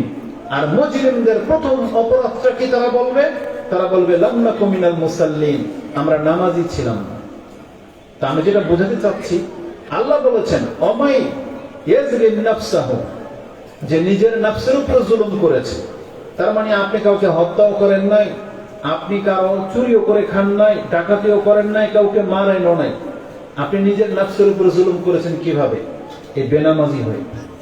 আল্লাহর ফরজিয়াত যেগুলো আছে হালাল না খাওয়ার মাধ্যমে, এটা হচ্ছে নিজের নফসের উপর জুলুম করা। কিন্তু আল্লাহ সুবহানাহু ওয়া তাআলার দয়া দেখেন, যারা এতদিন বেনামাজি ছিলেন, যারা এতদিন কোনো না কোনো পাপের সাথে জড়িয়েছেন, আল্লাহ সুবহানাহু ওয়া তাআলা সূরা নিসা 110 নম্বর আয়াতে বলেছেন, সুম্মা ইস্তাগফিরুল্লাহ, এখন যদি তুমি আল্লাহর কাছে ক্ষমা চাও, ইস্তিগফার করো, ইয়াজিদিল্লাহ গফুরার রাহিমা, তাহলে তুমি আল্লাহকে ক্ষমাশীল এবং দয়াবান পাবে। আপনারা কোনো কথা বুঝেন না? কথা বুঝেন? আমার ভাষা কি ভিন্ন? বুঝতে পারেন? তাহলে আমার কথার সাথে জবাব দিতে হবে। এই যে কোরআনের একটা আয়াত, আল্লাহ সুবহানাহু ওয়া তাআলা বলেছেন, যেই ব্যক্তি নিজের নফসের উপরে জুলুম করেছে, সে যদি আল্লাহর কাছে ক্ষমা চায়, সে আল্লাহকে ক্ষমাশীল পাবে, দয়াবানও পাবে। আপনাদের কারো মুখ থেকে সুবহানাল্লাহ, আলহামদুলিল্লাহ কিছুই বের হয় নাই। বুঝছেন কেন বের হয় নাই জানেন? হয় আপনি উদাসীন, কথা বুঝতেই পারতেছেন না, আর না হয় আপনি আল্লাহ সুবহানাহু ওয়া তাআলার নিয়ামতের কদর বুঝেন না। মানে আল্লাহ যে ক্ষমাশীল বা কি বলেছেন আয়াতে, এটা আপনার কর্মপাতি হয়নি, মানে আপনার এটা ভ্রুক্ষেপই করেন নাই। আসুন দেখে আপনি বুঝেন কিনা, আমি বলে আমার মতো করে বুঝাই। আল্লাহ সুবহানাহু ওয়া তাআলা এক একটা পাপীকে বলেছেন যে তুমি নিজের নফসের উপরে যে জুলুম করেছো, এখন তুমি যদি আল্লাহর কাছে ইস্তিগফার করো, ক্ষমা চাও, তাহলে চাইবেন কি? যে আল্লাহ তুমি আমার মাফ করো, তাই না? যে আমার জীবন অনেক পাপ করে ফেলেছে, আল্লাহ তুমি আমাকে ক্ষমা করো। কয়টা জিনিস চাইলেন? কয়টা জিনিস চাইলেন বলেন? একটা চাইলেন না? আমার মনে হচ্ছে বাংলা ভাষায় বোঝেন না মনে হচ্ছে। আপনি বলেন আল্লাহ তুমি আমাকে ক্ষমা করো, কি চাইলেন? ক্ষমা। একটা জিনিস চাইলেন না? ক্ষমা চাইলেন। আল্লাহ কি বলেছেন জানেন? যখন কোন পাপী ব্যক্তি আমার কাছে ফিরে আসে, আমার কাছে ক্ষমা চায়, কয়টা জিনিস? একটা। আল্লাহ বলেছেন ওকে আমি ক্ষমাও করব, দয়াও করব। তার মানে আপনি আল্লাহর কাছে ক্ষমা চাইবেন একটা, আল্লাহ বলেছেন তোমাকে ক্ষমা করব, এক। দ্বিতীয় কি? আল্লাহ বলেছেন তোমার দয়াও করব। এজন্য আল্লাহ বলেছেন সুম্মা ইস্তাগফিরুল্লাহ, যেই ব্যক্তি পাপ হয়ে যাওয়ার পরে আল্লাহর কাছে ফিরে এসে ক্ষমা চায়, ইয়াজিদিল্লাহ গফুরার রাহিমা, সে আল্লাহকে ক্ষমাশীল পাবে, দয়াবানও পাবে। এটা হচ্ছে আল্লাহ সুবহানাহু ওয়া তাআলার সাথে আমাদের সম্পর্ক। এজন্য যারা পাপ করে ফেলেছেন, আপনার উচিত আল্লাহর কাছে ক্ষমা চাওয়া। এটাই দুনিয়াতেই আপনাকে হতে হবে, তাহলে আপনি আল্লাহর ক্ষমাও পাবেন, দয়াও পাবেন। আসলে আমি আপনাকে আল্লাহর ক্ষমাটা কেমন সেটা দেখাই, তারপর দয়াটাও দেখাবো। এটাও কোরআন হাদিসে আছে। ক্ষমাটা কি? একটু আগেই বলেছি যে আল্লাহ সুবহানাহু ওয়া তাআলা সমস্ত পাপগুলোকে জমা করে ক্ষমা করে দিতে সক্ষম। আল্লাহ ক্ষমা করে থাকেন। আরেকটা ক্ষমার দিক দেখাই। মুসনাদে আহমদে হাদিসটি 11244 এসেছে। আবু সাঈদ খুদরি তিনি বর্ণনা করেন যে قال الله سبحانه وتعالى قال رسول الله صلى الله عليه وسلم, রাসূল বলেছেন যে ইন্না ইবলিসা قال لربه, ইবলিস শয়তান একদিন আল্লাহর কাছে বলতেছেন বিইজ্জাতিকা ওয়া জালালিক, আল্লাহ তোমার ইজ্জত এবং তোমার মহানত্বের, মহা অনুভবের কসম, তোমার মহত্বের কসম, আমি ততক্ষণ পর্যন্ত ক্ষান্ত হব না যতক্ষণ পর্যন্ত আদম সন্তানের দেহের মধ্যে প্রাণ থাকবে। আমি শয়তান ওই সময় পর্যন্ত ওকে গুমরাহ করে ছাড়ব। লা আবরাহু, সে বলছে লা আবরাহু উবিয়া বানি আদম মা দামাতিল আরওয়াহু ফীহিম, আদম সন্তানের দেহে যতক্ষণ পর্যন্ত প্রাণ থাকবে আমি ততক্ষণ পর্যন্ত ওকে গুমরাহ করতেই থাকবো। এটা মুসনাদে আহমদের 11244 পেয়ে যাবে। শয়তান যে মানুষের মৃত্যু পর্যন্ত উপস্থিত থাকে এবং গুমরাহ করার চেষ্টা করে, এই হাদিস হচ্ছে তার একটা দলিল। আরেকটা দলিল হচ্ছে ইমাম আবু দাউদ কোট করেছেন, যেটা আপনি সম্ভবত 1552 বা 55 নম্বরে আপনি পেয়ে যাবেন। দোয়ার অধ্যায়ে দেখবেন যেই জিনিসগুলো থেকে রাসূল আশ্রয় চাইতেন তার মধ্যে একটা ছিল তিনি আল্লাহর কাছে দোয়া করতেন, আল্লাহুম্মা ইন্নী আউযু বিকা আইয়াতাখাব্বাতানি আশ-শায়তানু ইনদাল মাউত, আল্লাহ আমি তোমার কাছে আশ্রয় চাচ্ছি মৃত্যুর সময় যেন শয়তান আমাকে বিভ্রান্ত করতে না পারে। তাহলে রাসূল সাল্লাল্লাহু আলাইহি ওয়াসাল্লাম আশ্রয় চাইতেন। এই হাদিস থেকে বোঝা যায় যে শয়তান অনেক সময় মৃত ব্যক্তির কাছে এসে ওই ব্যক্তিকে বিভ্রান্ত করার চেষ্টা করে। এজন্য আপনি তার মাথার পাশে বসেও যখন বলতেছেন লা ইলাহা ইল্লাল্লাহ, দেখবেন সে তার মুখ দিয়ে লা ইলাহা ইল্লাল্লাহ বের হয় না, সে তো তখন উল্টাপাল্টা কথাবার্তা বলে। সে ওই জায়গা সম্পত্তির কথা বলবে, সে বলবে আমার এক পানি দাও, সে বলবে তোরা এখান থেকে যা, গালাগালিও করে অনেকে দেখবেন। মৃত্যুর একবার পূর্ব মুহূর্ত পর্যন্ত। এটা শয়তানের পক্ষ থেকে হয়। এই জন্য রাসূল হওয়া সত্ত্বেও তিনি আল্লাহর কাছে আশ্রয় চাইতেন যে আল্লাহ, আমি তোমার কাছে আশ্রয় চাচ্ছি যেন আমার মৃত্যুর সময় শয়তান সেখানে উপস্থিত হতে না পারে এবং শয়তান যেন আমাকে গোমরাহ করতে না পারে। এটা আমাদের প্রত্যেকের দোয়া চাইতে হবে। তার মানে এগুলো বোঝা যাচ্ছে যে সেই সময় শয়তান উপস্থিত হয় এবং এই হাদিস অনুযায়ী যে শয়তান আল্লাহর সাথে ওয়াদা করেছে যে আমি ওর দেহে প্রাণ থাকা সত্ত্বেও আমি ওরকে গোমরাহ করার চেষ্টা করব। আর শয়তান কিন্তু কামিয়াব। শয়তান আমাদের অধিকাংশ মানুষকে গোমরাহ করে ছেড়েছে। যেখানে পৃথিবীর অধিকাংশ মানুষ হচ্ছে এখনো কাফের, মুশরিক, মুনাফিক, নাস্তিক, আর গুটি কয়েকটা মুসলিম, তার মধ্য থেকে অধিকাংশ মুসলিমকে বেনামাজি করে দিয়েছে শয়তান। অধিকাংশ মুসলিমকে হারাম খাওয়ার দিকে লাগিয়ে দিয়েছে, ধর্ম কর্ম একেবারে ছেড়ে দিয়েছে। অধিকাংশ মানুষের রেজাল্ট এটা। শয়তান এই ক্ষেত্রে সাকসেস হয়ে গেছে। কিন্তু আল্লাহ সুবহানাহু ওয়া তাআলার কিছু বান্দা তো বাকি আছে নাকি নাই? আল্লাহ সুবহানাহু ওয়া তাআলার দয়ায় এটা হয়েছে। যখন শয়তান আল্লাহ সুবহানাহু ওয়া তাআলার কাছ থেকে চ্যালেঞ্জ গ্রহণ করেছেন, এখন আল্লাহ সুবহানাহু ওয়া তাআলা শয়তানকে কি চ্যালেঞ্জ করেছেন সেটা শুনে। শয়তান তো আল্লাহর কাছ থেকে ওয়াদা নিয়ে নিয়েছে যে শয়তান গোমরাহ করে ছাড়বে। তা আল্লাহ কি আমাদেরকে শয়তানের হাতে ছেড়ে দিয়েছেন? ছেড়ে দেন নাই। আল্লাহ ভালো করেই জানে যে আদম সন্তান অত্যন্ত দুর্বল করে সৃষ্টি হয়েছে। আদম সন্তান অত্যন্ত দুর্বল, যে কোনো কিছুর প্রলোভনে পড়ে যায়। তাই আল্লাহ সুবহানাহু ওয়া তাআলা শয়তানকে একটা কথা জানিয়ে দিয়েছেন, বিইজ্জাতি ওয়া জালালি, আমার ইজ্জত এবং বরত্বের কসম করে বলতেছি, লা আবরাহু, আমি আল্লাহ ক্ষান্ত হব না, আগফিরু লাহুম মাস্তাগফারুনি, তারা যতদিন পর্যন্ত আমার কাছে ক্ষমা চাইতে থাকবে, আল্লাহ বলতেছেন আমি ওদেরকে ক্ষমা করতেই থাকবো। সুবহানাল্লাহ। বুঝেন? তার মানে শয়তান আপনাকে পাপ করাবে, পাপ করে ফেলেছেন, কিন্তু আপনি যদি আল্লাহর কাছে ক্ষমা চান, আল্লাহ বলছে যতবার ক্ষমা চাইবে আমি ততবার একে ক্ষমা করে দিব। সুবহানাল্লাহ। এটা হচ্ছে আল্লাহ তার বান্দার সাথে সম্পর্ক। একটু আগেই বলেছিলাম যে আল্লাহর কাছে ক্ষমা চাইতে হবে। চাইলে আল্লাহ বলেছেন আমি দুইটা জিনিস তোমাকে দেব, তোমাকে ক্ষমা করে দেব এবং তোমার উপরে দয়া করব। তাই ক্ষমাটাই আমি আপনাকে দেখাতে চেয়েছি। আল্লাহ সুবহানাহু ওয়া তাআলা সমস্ত পাপকে ক্ষমা করে দিতে সক্ষম।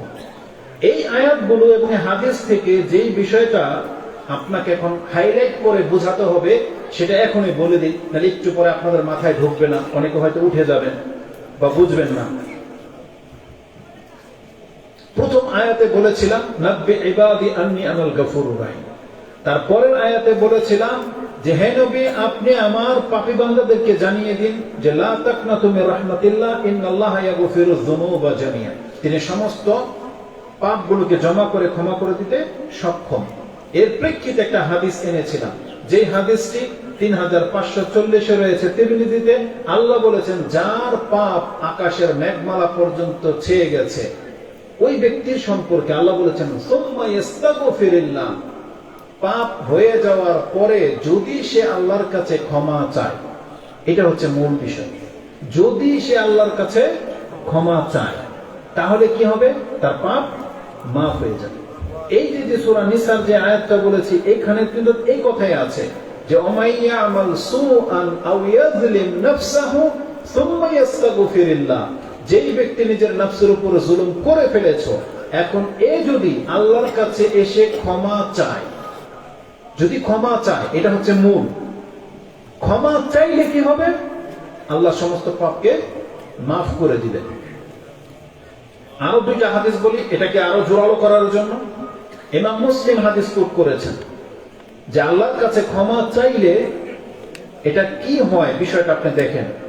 একজন বান্দা যখন পাপ করে, আল্লাহ সুবহানাহু ওয়া তাআলা তখন বলেন আযনাবা আবদুন যামবান, একজন ব্যক্তি পাপ করেছে, ওই ব্যক্তি যখন আল্লাহর কাছে ক্ষমা চায়, সে যখন বলে আয় রাব্বি গফিরলি যামবি, হে আমার প্রতিপালক, আমার দ্বারা পাপ হয়ে গেছে, আপনি আমাকে ক্ষমা করেন, তখন আল্লাহ সুবহানাহু ওয়া তাআলার ভাষাটা এমন, তখন ছিল আযনাবা আবদুন যামবান, একজন বান্দা পাপ করেছে, কিন্তু যখন সেই বান্দা আল্লাহর কাছে ক্ষমা চায় তখন আল্লাহ দেখতে পান আর এটা তো আমার বান্দা, এটা তো কোনো পুতুলের পূজারী না, এটা তো ইহুদি খ্রিস্টান না, যারা ঈসা আলাইহিস সালামের ইবাদত করে, উযায়ের ইবাদত করে, মানে এটা কোনো ব্যক্তি বা বস্তুর পূজারী তো না, এটা তো আমার বান্দা।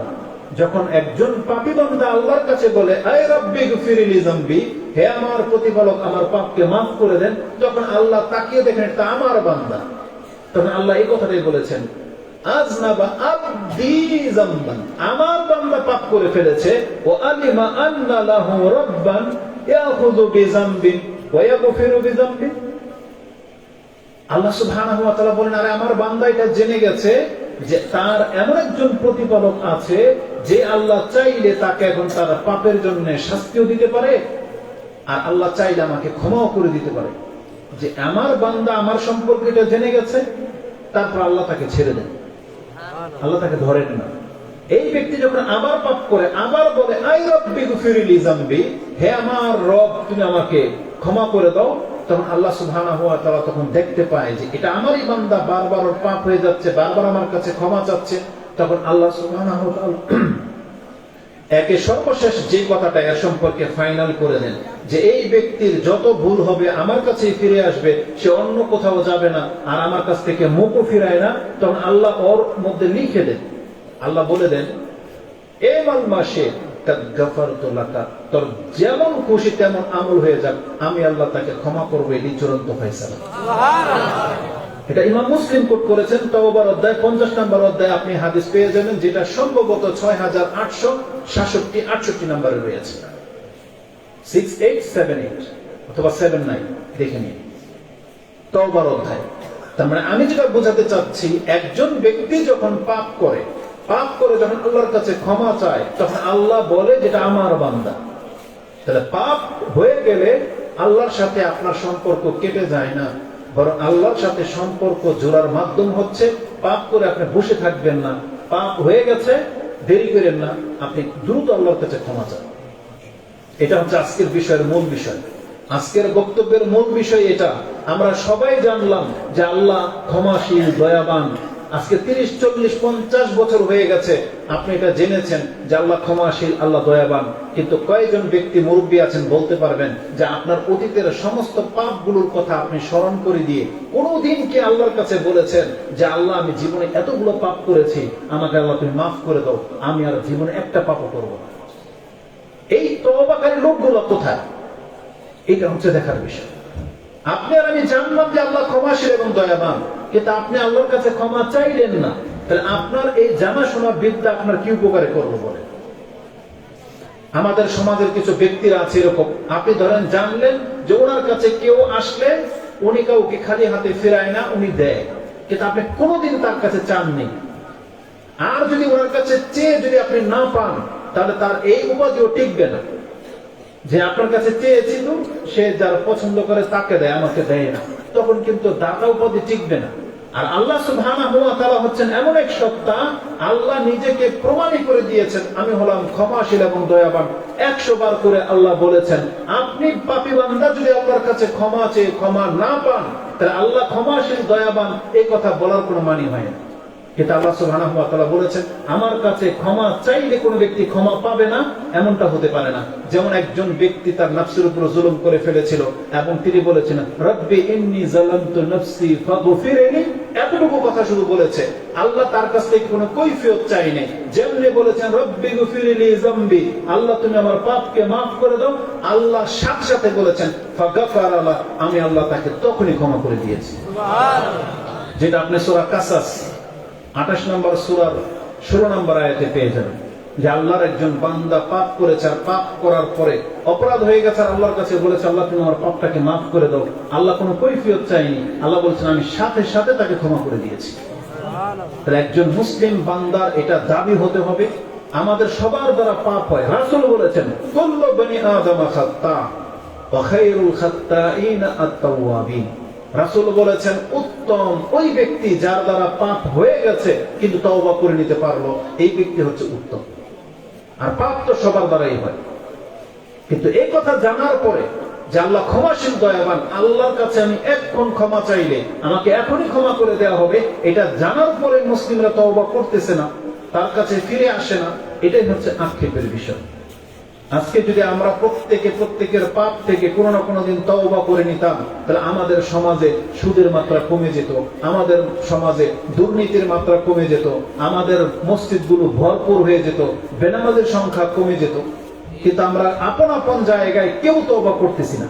যাদের প্যান্ট টাকনার নিচে, যারা সিগারেট খোর, বিড়ি খোর, জর্দা খোর, এখন পর্যন্ত আপনি খেয়েই যাচ্ছেন, জীবনে কোনোদিন তওবার নাম নিচ্ছেন না। কত বক্তব্য, কত খুতবা পার হয়ে যাচ্ছে, এখন পর্যন্ত মা বোনরা পর্দাই করে না, যুবকরা দাঁড়িয়ে রাখতেছেন না। যার যে চরিত্র, সেই চরিত্র নিয়ে আমরা দিনাতে পাপ করতেছি। কিন্তু আল্লাহ সুবহানাহু ওয়া তাআলা আমাদেরকে প্রতিদিন ডেকে বলতেছেন, আসো আমার কাছে ক্ষমা চাও। রাসূলুল্লাহ সাল্লাল্লাহু আলাইহি ওয়াসাল্লাম বলেন, ইন্নাল্লাহা ইয়াবসুতু ইয়াদাহু বিল-লাইলি লিয়াতুবা মুসিউন নাহার ওয়া ইয়াবসুতু ইয়াদাহু বিন-নাহারি লিয়াতুবা মুসিউল লাইলি হাত্তা তাতলু আশ-শামসু মিন মাগরিবিহা। রাসূল সাল্লাল্লাহু আলাইহি সাল্লাম বলেছেন, আল্লাহ প্রত্যেক সন্ধ্যায় তার ক্ষমার দুই হাত প্রসারিত করে দিয়ে অপেক্ষায় থাকে। সারাদিন যে সমস্ত বান্দারা পাপ করে ফেলেছে, হতে পারে সন্ধ্যা হয়ে যাচ্ছে, এখন তওবা করে ফিরে আসবে, এই অপেক্ষায় আল্লাহ ক্ষমা করার জন্য প্রস্তুত হয়ে থাকে। সকালেও ঠিক তাই। কিন্তু কতজন ব্যক্তি আছে আমরা আল্লাহর কাছে ক্ষমা চেয়ে নিচ্ছি প্রতিদিন? এদের সংখ্যা কম। কারা এরা? দেখেন তো আমি আর আপনি কিনা, যে আজকে যারা আল্লাহর কাছে ক্ষমা চেয়েছিল, আমি আর আপনি কি তাদের মধ্যে হতে পারলাম কিনা? বরং ওই যে বললাম, আজকে অধিকাংশ মানুষ তো নামাজ ছেড়ে দিয়ে বসে আছে। অধিকাংশ মানুষ নিয়ত করে নিয়েছে যে আমি তওবা করব হুজুর। কখন? খুব দ্রুত, আমার বাপদাদার বয়সটা পেয়ে নেই, আমি তওবা করে নেব। আজকে অধিকাংশ মানুষ ভাবতেছেন, যেমন কিছু ব্যক্তিদের সম্পর্কে আমরা জানি, তারা নাকি তওবা করবে, হজ করবে, মানে হজ করে এসে কাবা ঘুরতে ফিরে এসে নাকি তওবা করে নেবে, তখন আর চুরি বাটপারি করবে না, তখন ঘুষ খাবে না, তখন সুদ খাবে না, ওই কাবা শরীফ থেকে ঘুরে আসলে নাকি করবে। অনেকে আছে যে ওই মেয়েদেরকে বিয়ে দিবে, ছেলেদেরকে বিয়ে করাবে, তারপর হজ করবে। তার মানে যত রকমের দুর্নীতি আছে, যত রকমের হারাম ইনকাম আছে, এগুলো করে করে আগে বিয়ে শাদী সব শেষ, মরার কিছুদিন আগে গিয়ে মানে হজ করে বা উমরা করে তওবা করে ফিরে আসবে। এটা হচ্ছে অধিকাংশ মানুষের চিন্তাধারা। আপনি কি ভুলে গেছেন যে তওবার একটা নির্দিষ্ট সময় থাকে? সেই সময়টা যখন চলে আসবে, কোন ব্যক্তির তওবা কিন্তু আল্লাহ সুবহানাহু ওয়া তাআলা গ্রহণ করবেন না। আসলে মর্মে একটা আয়াত বলে দিই, এটা খুব সেনসিটিভ একটা আয়াত, এবং এটা আমাদের প্রত্যেকের জন্য একটা মেডিসিন স্বরূপ। কোরআনে আল্লাহ সুবহানাহু ওয়া তাআলা সূরা আনআম 6 নম্বর সূরার 158 নম্বর আয়াত, তাতে আপনি দেখে নেন, আল্লাহ সুবহানাহু ওয়া তাআলা বলতেছেন, হাল ইয়ানজুরুনা ইল্লা আন তা'তিয়াহুমুল মালায়েকা। হে নবী, আপনি তাদেরকে যে ইসলামের দিকে ডাকতেছেন, এরা কি অপেক্ষায় বসে আছে? এরা কি চাচ্ছে যে স্বয়ং একজন ফেরেশতা আকাশ থেকে নেমে এসে তাকে বলুক যে তুমি তওবা করো, এই হারাম কাজ ছেড়ে দাও, নামাজ পড়ো? একজন ফেরেশতা এসে কি বলবে তাকে? মুয়াজ্জিনের শব্দ কি তার সহ্য হয় না বা পছন্দ হয় না? মুয়াজ্জিন যে 5 বার ডাকে হাইয়া আলাস সালাহ, আসুন আমাদের দিকে, হাইয়া আলাল ফালাহ, এটাই তোমার মুক্তি, এই কথাটা কি তার পছন্দ হচ্ছে না? একজন মানুষ, একজন দুর্বল, একজন অভাবী, একজন গরিব, তাকে মাইক দিয়ে ডাকে বিদায়, সে কি চাচ্ছে যে এই কথাটা ফেরেশতা এসে বলুক? মুয়াজ্জিন যে ডাক দেয় হাইয়া আলাস সালাহ, এটা কি মুয়াজ্জিনের পক্ষ থেকে না আল্লাহর পক্ষ থেকে? আল্লাহর পক্ষ থেকে। আল্লাহর পক্ষ থেকে। কারণ এটা টাইম টু টাইম। কোন ব্যক্তির এই ক্ষমতা আছে বিনা টাইমে আযান দেওয়া? তাহলে টাইম হলেই না মুয়াজ্জিন আযান দেয়। আর মুয়াজ্জিনকে তো জানিয়ে দেওয়া হয়েছে এটাই হলো ওয়াক্ত, এটা আল্লাহর পক্ষ থেকে, কিন্তু আপনার পছন্দ হচ্ছে না। হাল ইয়ানজুরুনা ইল্লা আন তা'তিয়াহুমুল মালায়েকা, তারা কি অপেক্ষা করে যে আল্লাহর ফেরেশতা এসে নেমে তাকে উপদেশ দেয়? আও ইয়াতিয়া রাব্বুক, নাকি আপনার রব স্বয়ং নিজে এসে তাকে বলবে যে বান্দা তুমি আমার প্রতি ঈমান আন? আও ইয়াতি বাদু আয়াতি রাব্বিক, নাকি তারা আপনার রবের ওই নিদর্শন দেখার জন্য বসে আছে? ইয়াউমা ইয়াতি বাদু আয়াতি রাব্বিক, যেই দিন আপনার রবের নিদর্শন চলে আসবে, সেই দিন অবস্থাটা কি হবে? লাম তাকুন লা ইয়ানফাউ নাফসান ঈমানুহা লাম তাকুন আমানাত মিন ক্বাবল আও কাসাবাত ফি ঈমানিহা খায়রা কুল ইনতাযিরু ইন্না মুনতাযিরুন। আল্লাহ সুবহানাহু ওয়া তাআলা বলেন, হে নবী আপনি বলে দেন, তারা যদি তওবা করে ফিরে না আসে, আপনার রব কিন্তু পৃথিবীতে নেমে আসবে না। আপনার রবের ফেরেশতাও পাঠাবে না, তবে আল্লাহর সেই নিদর্শনটা অবশ্যই আসবে। কিন্তু সেই দিন আল্লাহর নিদর্শন চলে আসলে কোন ব্যক্তির কোন ঈমান কাজে আসবে না। আর যারা ঈমান নিয়ে বসে আছে, কর্ম করে না, সে যদি চায় যে আমাকে একটু সময়ের জন্য ছেড়ে দেওয়া হোক, আমি এখন 2 রাকাত সালাত পড়ে আসি, দান সাদকা করব, আল্লাহ বলেন তার কাছ থেকে এটা কোনোদিন গ্রহণ করা হবে। এটা হচ্ছে মালাকুল মউত। আল্লাহর সেই নিদর্শন হচ্ছে আপনার জীবনের শেষ মুহূর্ত। সেটা আপনার সামনে আসবেই আসবে, এটা সবাই দেখতে পাবেন। আমি আমার মালাকুল মউতকে দেখতে পাবো, আপনি আপনার মালাকুল মউতকে দেখতে পাবেন, একদম পুরা ফেরেশতাদের টিম সহকারে। আল্লাহ বলেছেন সেই দিন কোন ব্যক্তির ঈমান নতুন করে আনলে কোনো কাজ হবে না। আর যারা ঈমান নিয়ে বসে আছো, তোমার তওবা তখন আর কোনো কাজ হবে না। আল্লাহ সুবহানাহু ওয়া তাআলা কি বলেছেন? প্রত্যেকটা ব্যক্তির মৃত্যুর ডেট চূড়ান্ত হয়ে আছে। সেই মৃত্যুর মুহূর্ত যখন চলে আসবে, সে বলবে রব্বি লাউলা আখারতানি ইলা আজালিন করিব ফাআসাদদাকা ওয়া আকুম মিনাস সালিহিন। আল্লাহ, তুমি যদি আরেকটু সময়ের জন্য আমাকে অবকাশ দিতে, তাহলে আমি এখন কিছু দান সদকা করে আসতাম এবং আমি সৎকর্মশীল হয়ে তোমার কাছে ফিরে আসতাম। এই অপশন চাইবে, আল্লাহকে তাকে সেই অপশনটা দিবে? বরং আল্লাহ বলেছে ওয়ালা ইউআখিরুল্লাহু নাফসান ইযা জাআ আজালুহা। আল্লাহ কোন ব্যক্তিকে সামান্যতম সময় আর ছাড় দিবেন না যদি তার সময় উপস্থিত হয়ে যায়। এই আয়াত কতবার আপনাদেরকে স্মরণ করে দেওয়া হচ্ছে, যেটা আল্লাহ সুবহানাহু ওয়া তাআলা সূরা মুনাফিকুন 63 নম্বর সূরা 9-10 নম্বর আয়াতে উল্লেখ করে দিয়েছেন যে কোন ব্যক্তির অপশন দেওয়া হবে না, তার সময় উপস্থিত হয়ে গেলে সে 1 সেকেন্ড আর সময় পাবে না যে সে ভালো কোনো কথা বলবে, তখন লা ইলাহা ইল্লাল্লাহ বললেও কাজ হবে না। আপনি জেনে নেন, মালাকুল মউত চোখে দেখে ফেলার পরে কোন ব্যক্তি লা ইলাহা ইল্লাল্লাহ যদি বলেন, আপনি ওই হাদিসের উপরে বিশ্বাসী যে রাসূল বলেছেন মান আখিরু কালামিহি লা ইলাহা ইল্লাল্লাহ ইনদাল মাউত লা ইলাহা ইল্লাল্লাহ দাখালাল জান্নাহ। যারা মৃত্যু মুহূর্তে যেই ব্যক্তি বলবে লা ইলাহা ইল্লাল্লাহ, সেই ব্যক্তি জান্নাতে প্রবেশ করবে। হাদিস তো আপন জায়গায় ঠিক, কিন্তু হাদিস বুঝতে ভুল করেছেন, যার ফলে অধিকাংশ মানুষ এই দোহাই দেন যে হয়তো মৃত্যুর পূর্বে আমি লা ইলাহা ইল্লাল্লাহ বলেই মরতে পারবো। আপনাকে একটা লজিক দেখাই, আপনি যে পারবেন না আর যারা পারবে না, এত রেজাল্টটা কি হবে, এটা একটা যুক্তি দিয়ে দেখায়। কোরআন হাদিস তো আছে। আমাদের মধ্যে এখানে যতগুলো লোক আছেন, আমরা কমপক্ষে 10-20 জনকে তো মৃত্যু মরতে দেখেছি না? আত্মীয় স্বজন মরে যায়, বন্ধু বান্ধব, কত কেউ যারা মুরব্বী আছেন, আপনার লাইফে মনে হয় আপনি এরকম 10-20 জনকে চোখের সামনে মরতে দেখেছেন আপনার আত্মীয় স্বজনের মধ্য থেকে, যেখানে আপনি উপস্থিত ছিলেন, যেখানে তাকে পানি খাওয়ানো হচ্ছে, কত মানুষ জড়ো হয়ে গেছে, তার রক্তটা বের হচ্ছে। আমাকে কি কেউ কোনো ব্যক্তি বলতে পারবেন আপনার লাইফে আপনার রেকর্ড অনুযায়ী 5 জন ব্যক্তির নাম বলতে পারবেন যে যারা মরার সময় লা ইলাহা ইল্লাল্লাহ বলে মরতে পেরেছে আর আপনি সাক্ষী? বলতে পারবেন? কয়জন ব্যক্তি আছেন? হাত তুলুন তো দেখি। কেউ নাই। এটা প্রমাণ করে হাদিস আপন জায়গায় ঠিক, কিন্তু এই তৌফিক সবার নসিবে ঘটবে না। আজকে আমরা যে চরিত্রের লোক, আমরা নিয়ত করিয়ে নিয়েছি যে পাপ করতেই থাকবো, তওবা করবো না, মৃত্যুর সময় তওবা করবো। এজন্য আল্লাহ সুবহানাহু ওয়া তাআলা আমাদের কাছ থেকে সেই তৌফিকও তুলে নিয়েছেন। বরং এই তৌফিক সেই ব্যক্তি পাবে যেই ব্যক্তি সব সময় নিজেকে চর্চায় রাখে, যে সব সময় আল্লাহর জিকির করে। এটা সম্ভাবনা আছে যে সে আল্লাহর জিকির করছে আর মৃত্যু চলে আসছে, তার মধ্যে জিকিরই বেরোবে, এটাই স্বাভাবিক। এটা একটা ঘটনা বলি। পাকিস্তানের একজন শেখ, তিনি বলতেছেন একটা ঘটনা যে তিনি এক লেমোজিন ড্রাইভারের পেছনে বসেছেন, মানে একটা প্রাইভেট কারে বসেছেন, আর ড্রাইভার সারাক্ষণ বলতেছে আল্লাহুম্মা সাল্লি আলা মুহাম্মদ, আল্লাহুম্মা সাল্লি আলা মুহাম্মদ, বারবার এটা বলতেছে। তো তিনি জিজ্ঞেস করলেন যে তুমি সবসময় এটা করো? বলতেছে হ্যাঁ। বলছে কেন? তো বলছে আমার এক ভাই যে ট্রান্সপোর্টে চাকরি করতো, লোড আনলোডের কাজ করতো, ও গাড়ির নিচে দাঁড়িয়ে কার্টুন গাড়ির ভিতর দিয়ে তারা গুনতো, 1 করে 2 করে এভাবে গুনতো। হঠাৎ করে পেছন দিক থেকে একটা গাড়ি এসে চাপা দেয়, ওই জায়গাতে চাপা দেয়, গাড়ির সাথে পিষে ওখানে ও মরে যায়। আর মরার সময় ওর জবান দিয়ে এই শব্দগুলি বের হচ্ছিল, 1 করে 2 করে 1 করে 2 করে করতে করতে মরে গেল। তো বলতেছে যখন এটা আমার চোখের সামনে ঘটেছে, আমি বুঝতে পেরেছিলাম যে মানুষ তার জবানকে যেই কাজের মধ্যে অভ্যস্ত করে ফেলবে, তার মরার সময় তার জবান উঠেই বলবে। তাই ওই দিন থেকে আমি ডিসাইড করে নিয়েছি আমি রাসূল সাল্লাল্লাহু আলাইহি ওয়াসাল্লামের উপর সালাত সালাম পাঠ করতে থাকবো। যদি বাই চান্স কোনোদিন অ্যাক্সিডেন্টে আমি মরে যাই, যাতে করে আমার জবান দিয়ে তখন এই কথাটাই বেরোবে, আল্লাহুম্মা সাল্লি আলা মুহাম্মদ। কি মনে করেন?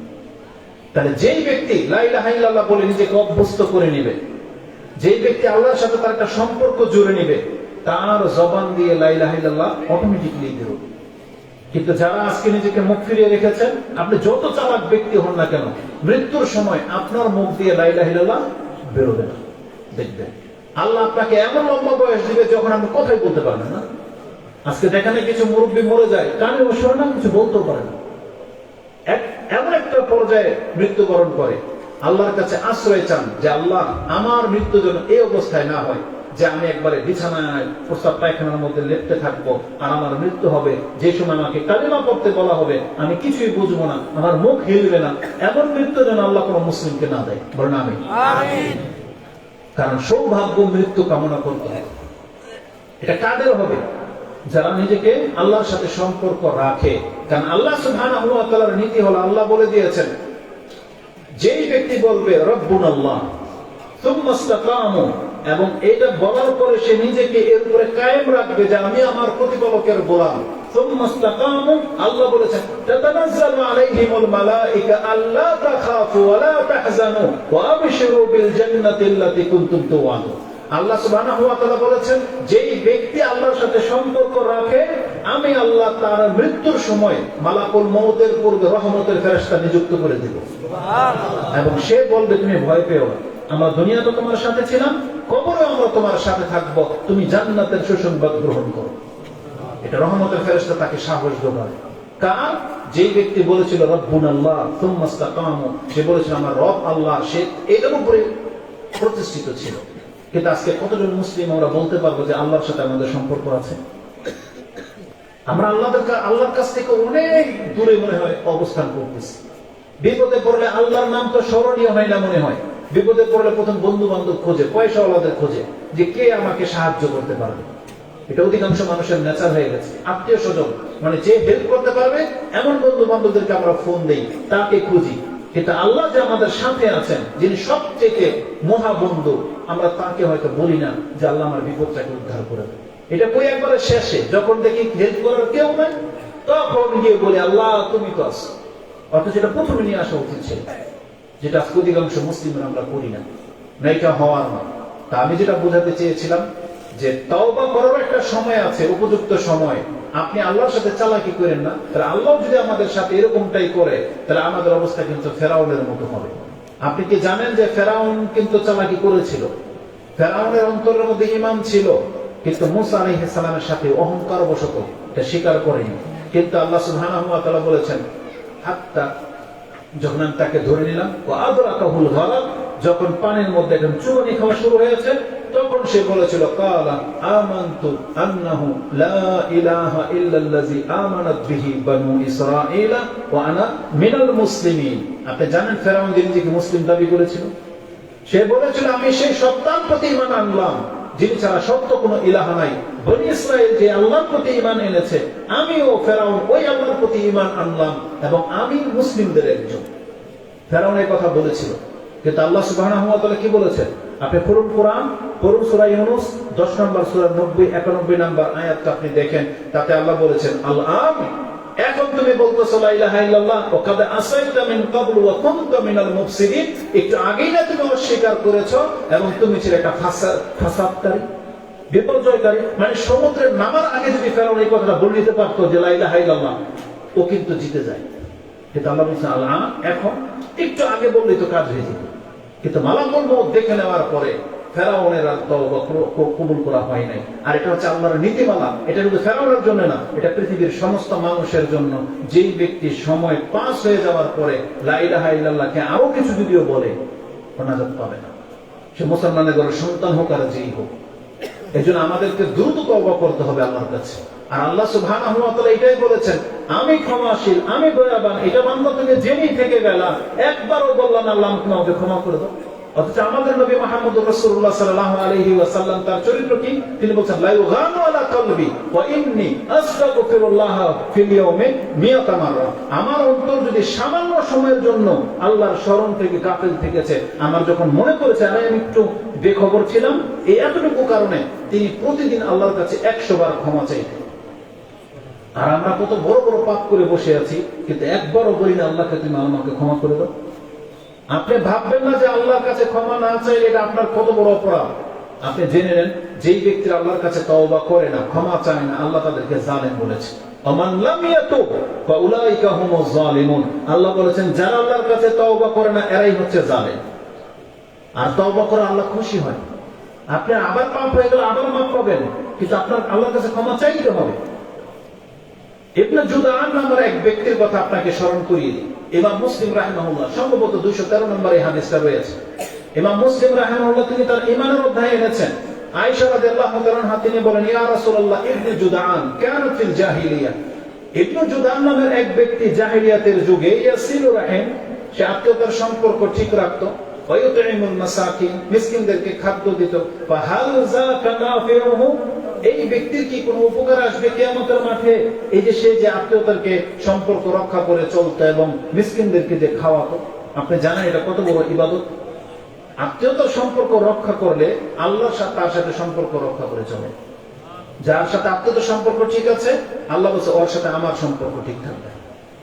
তাহলে এই জুদান তো জাহিলিয়াতের যুগে আত্মীয়তার সম্পর্ক রক্ষা করে চলতো। ফাহাল যাকা নাফিউহু, তাহলে ইবনে জুদানের কি কোনো উপকার আসবে কিয়ামতের মাঠে?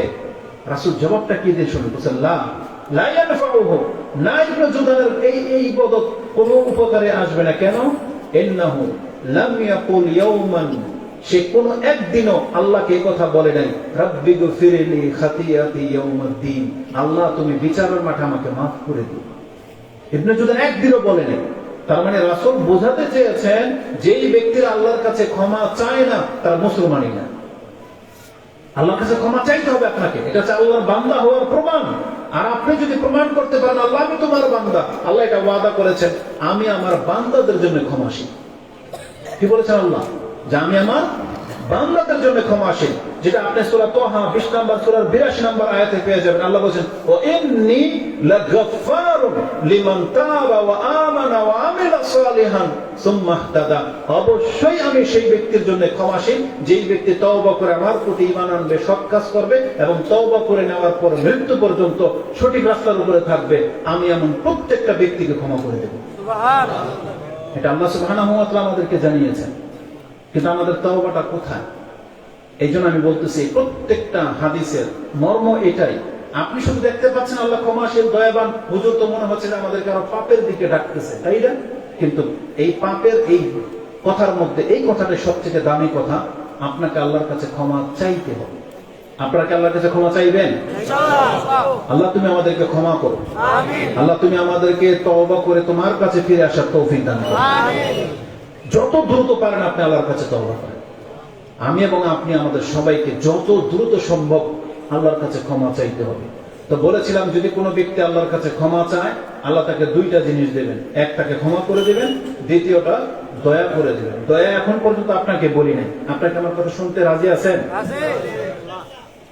11:30। তো 2-4-10 মিনিটের মধ্যে আপনাকে আল্লাহর দয়াটা একটু বুঝিয়ে দিই। এটা ছিল ক্ষমা। আল্লাহ তার বান্দার প্রতি কত বড় দয়াবান এটা আপনাকে দুই একটা হাদিস দিয়ে বুঝাই। প্রথমে আসেন একটা আয়াত বলি আপনাকে। যেহেতু আল্লাহ বলেছেন যেই ব্যক্তি আমার কাছে ক্ষমা চাইবে আমি তাকে ক্ষমাও করব, দয়াও করব। ক্ষমা তো এক, আপনার সমস্ত পাপগুলোকে আল্লাহ মাফ করে দিলেন। দয়াটা কি? এই মর্মে একটা আয়াত আপনি নিতে পারেন, যেটা সূরা ফুরকান 25 নম্বর সূরার 72 নম্বর আয়াতে আছে, 70, 71, 72 আছে। আল্লাহ বলেছেন যে দয়াময়ের বান্দা নয় তারা যারা আল্লাহর সাথে শিরিক করে অন্যকে ডাকে। ওয়াল্লাযিনা লা ইয়াশহাদুনা যুর ওয়াল্লাযিনা লা ইয়াদউনা মা আল্লাহি ইলাহান আখার ওয়া লা ইয়াকতুলুনা আন-নাফসা আল্লাতী হারামা আল্লাহু ইল্লা বিল হক ওয়া লা ইয়াজনুন ওয়া মান ইয়াফআল যালিকা ইয়ালকা আসামা। যারা রহমতের বান্দা হবে, রহমানের বান্দা হবে, তারা কোনোদিন আল্লাহর সাথে অন্য কাউকে ডাকে না, তারা কাউকে হত্যা করতে পারে না, তারা কোনোদিন জিনায় লিপ্ত হতে পারে না। যদি তারা কেউ এই পাপের সাথে জড়িয়ে যায় তাহলে আমি তাদেরকে জাহান্নামে নিক্ষেপ করব। আমি তাদেরকে কঠিন শাস্তি দেব। তারপর আল্লাহ বলতেছেন তবে ইল্লা মান তাবা, যার পাপ হয়ে গেছে উপায় নাই, তবে যদি তওবা করে ফিরে আসে, ইল্লা মান তাবা ওয়া আমানা ওয়া আমিলা আমালান সালিহান ফাউলাইকা ইউবাদদিলুল্লাহু সাইয়্যাতিহিম হাসানাত ওয়া কানা আল্লাহু গফুরুর রহিম।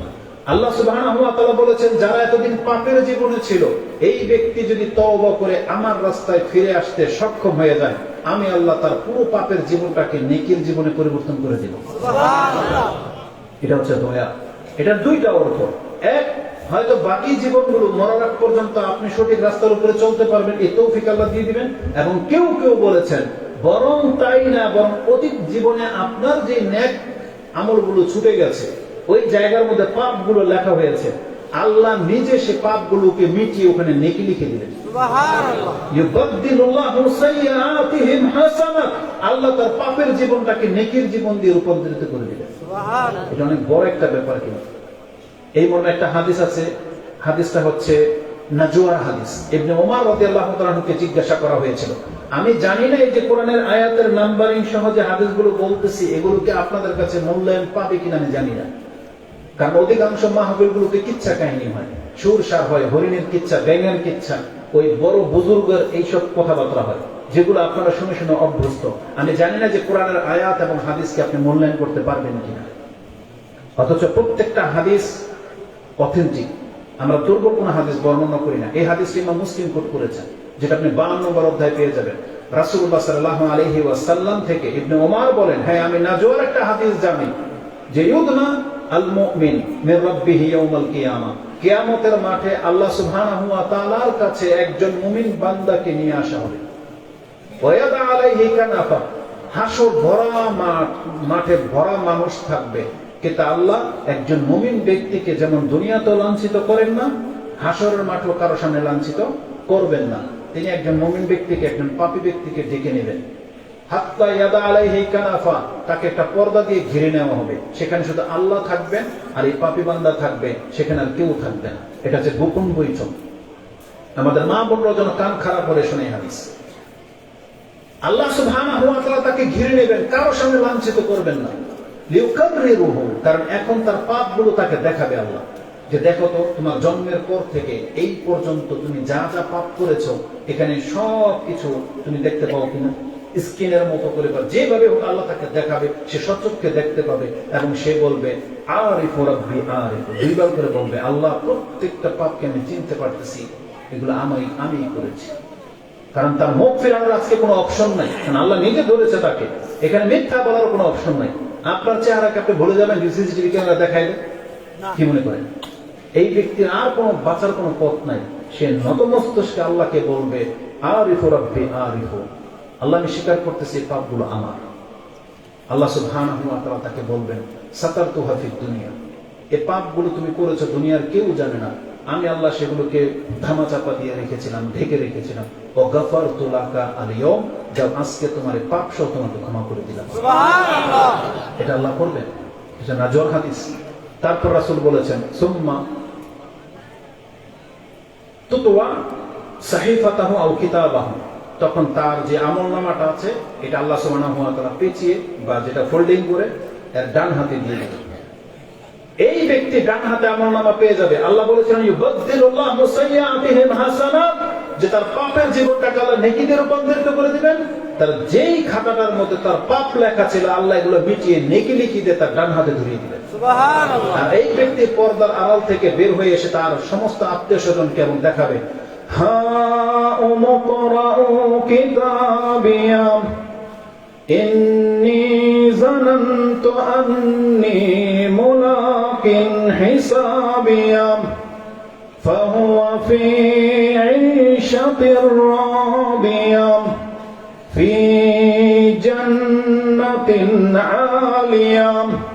আল্লাহ সুবহানাহু ওয়া তাআলা বলেন কোরআনে, প্রত্যেকটা মুমিন বান্দা যখন তার ডান হাতে আমলনামা পেয়ে যাবে এবং শেষে তার সমস্ত আত্মীয়স্বজনের কাছে বলবে, হা উমকরাউ কিতাবিয়া, আসো আমার আমলনামাটা একটু পড়ে দেখো, সব নেকি আর নেকি। সুবহানাল্লাহ। ইন্নী জানানতু আন্নী মুলাকিন, আমি ধারণা করেছিলাম যে একদিন আমার রবের সামনে আমাকে দাঁড়াতে হবে। আজকে বিশ্বাস আমাকে জিতিয়ে দিয়েছে। আমার রব আমার সমস্ত পাপ মাফ করে দিয়ে আমার নেকিদের রূপান্তরিত করে দিয়েছে। আল্লাহর সাথে সাক্ষাৎ হবে, এটা বিশ্বাস রাখেন? তাহলে এখন সময় আসছে তওবা করে নেন, একটু ভয় করো, আল্লাহকে ভয় করো। কারণ যারা বলবে ইন্না লিল্লাহি ওয়া ইন্না ইলাইহি রাজিউন, আমরা তো আল্লাহর কাছ থেকে এসেছি, আল্লাহর কাছেই ফিরে যেতে হবে, এই ব্যক্তির ইবাদত, এই ব্যক্তির আমল আখলাক অবশ্যই ওই ব্যক্তি থেকে ডিফারেন্স, ব্যতিক্রম হতে হবে।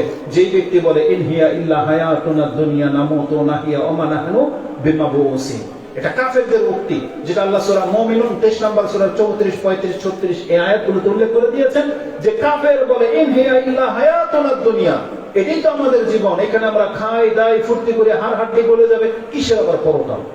এটা একটা কাফের উক্তি।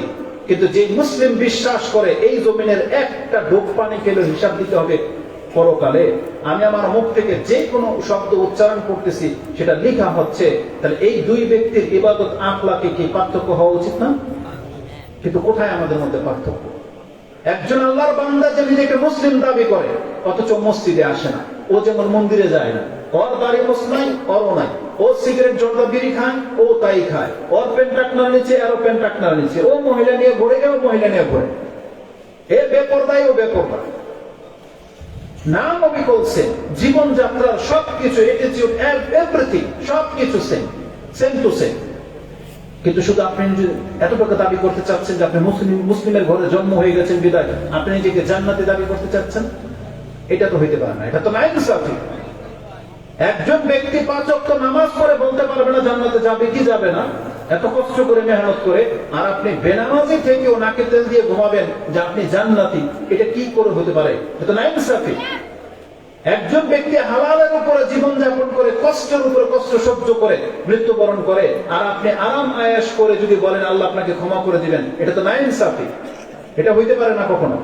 বাপ দাদার জন্মসূত্রে কোনো ব্যক্তি জান্নাত পেতে পারে না, জেনে নেন। আপনার জন্মটা মুসলিমের ঘরে হয়ে গেছে এটা সত্য, কিন্তু এটা আপনার জান্নাতের সার্টিফিকেট না, বরং আল্লাহ সুবহানাহু ওয়া তাআলা প্রত্যেক ব্যক্তির আমলের ভিত্তিতে তাকে কাল কিয়ামতের মাঠে ডাকবেন, উঠাবেন। কুল্লু ইনসানিন আলজামনাহু তাইরাহু ফি উনুকিহি, আল্লাহ বলে দিয়েছেন সূরা বনী ইসরাঈল, আপনি দেখেন প্রত্যেকটা ব্যক্তির গর্দানের মধ্যে তার কিতাব নিয়েই সে হাশরের মাঠে উঠবে, লেখা থাকবে সে তার ইতিবৃত্তান্ত। এবং আল্লাহ সুবহানাহু ওয়া তাআলা আমাদেরকে বলে দিয়েছেন আমলের মাধ্যমে সেখানে ফয়সালা হবে। রাসূল বলেছেন মান বাক্কা বিহি আমালুহু ফালাম ইউসরি বিহি নাসাবুহু, যেই ব্যক্তিকে তার কর্ম তাকে পেছনে ফেলে দিয়েছে, তার বংশ তার রক্ত তাকে আগে বাড়াতে পারবে না। আমাদেরকে সতর্ক সাবধান করে দেওয়া হয়েছে যে বাপদাদার সূত্রে কোনো ব্যক্তি জান্নাত পাবে না, আর যদি বাপদাদার সূত্রে কোনো ব্যক্তি জান্নাত পেত তাহলে পৃথিবীর কোনো একজন মানুষও জাহান্নামী হবে না। মানেন এটা? পৃথিবীর কোনো একজন মানুষও জাহান্নামী হবে না। কেন বলেন তো? আমাদের বাপদাদা কে? আদম আলাইহিস সালাম, জান্নাত, এটাই না?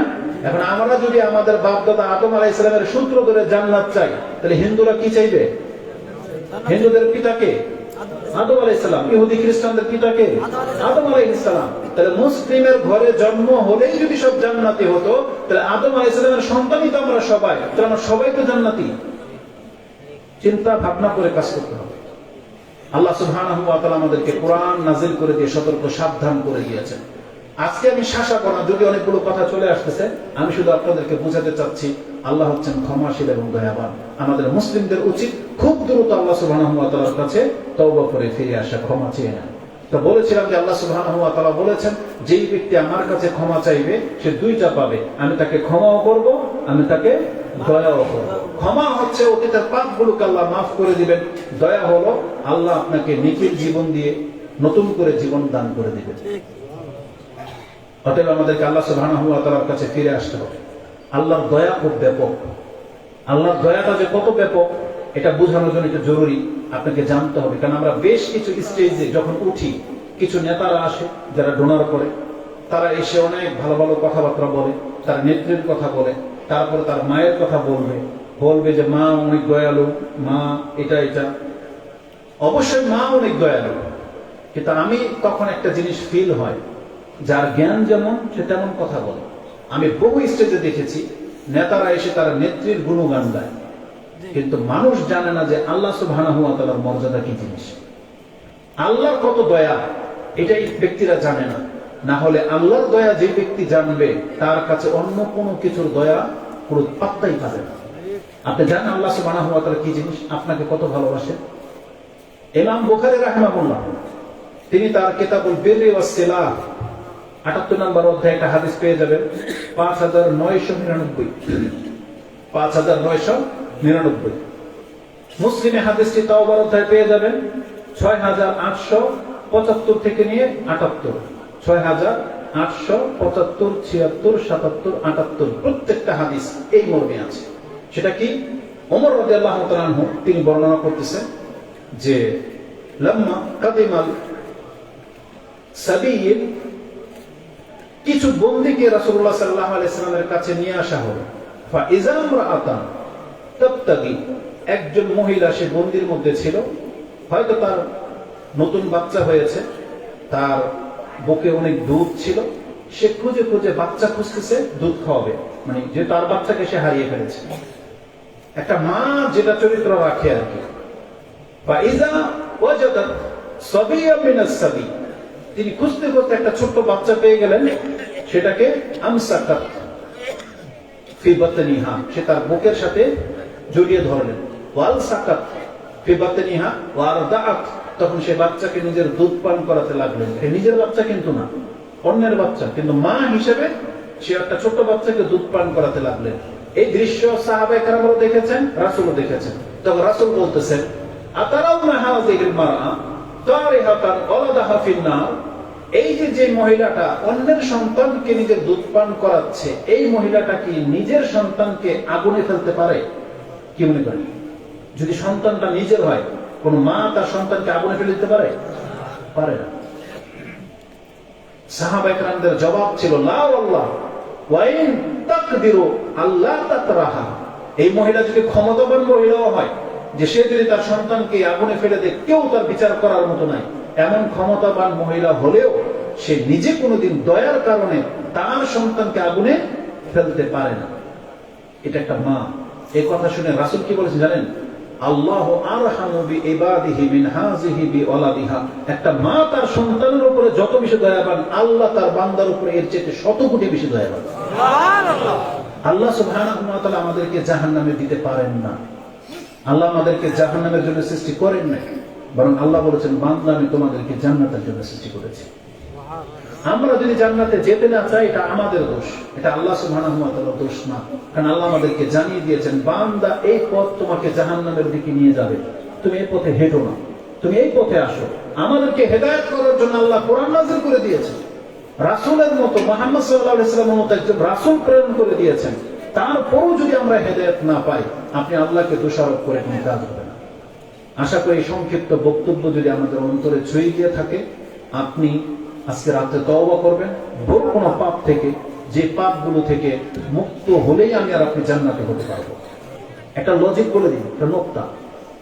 পাপ তো বহু আছে, আমি আর আপনি যদি চোখ বন্ধ করি না, দেখবেন আমাদের সবার পাপ জিরো।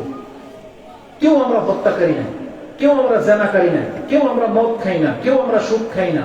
মানে এইভাবে যদি এককভাবে বিচার করি, তাহলে দেখা যাবে যে আমি এক ব্যক্তি যে সব পাপ থেকে বেঁচে আছি, কোন একটা পাপে আটকে আছি। আপনি এমন এক ব্যক্তি সব পাপ থেকে মুক্ত, শুধু একটা পাপে আপনি আটকে আছেন। ওই একটা পাপ থেকে তওবা করে নিলেই আপনি আর আমি সৎ ব্যক্তি হয়ে যেতে পারবো। কারণ আমরা সবাই কিন্তু সব রকমের পাপ করি না।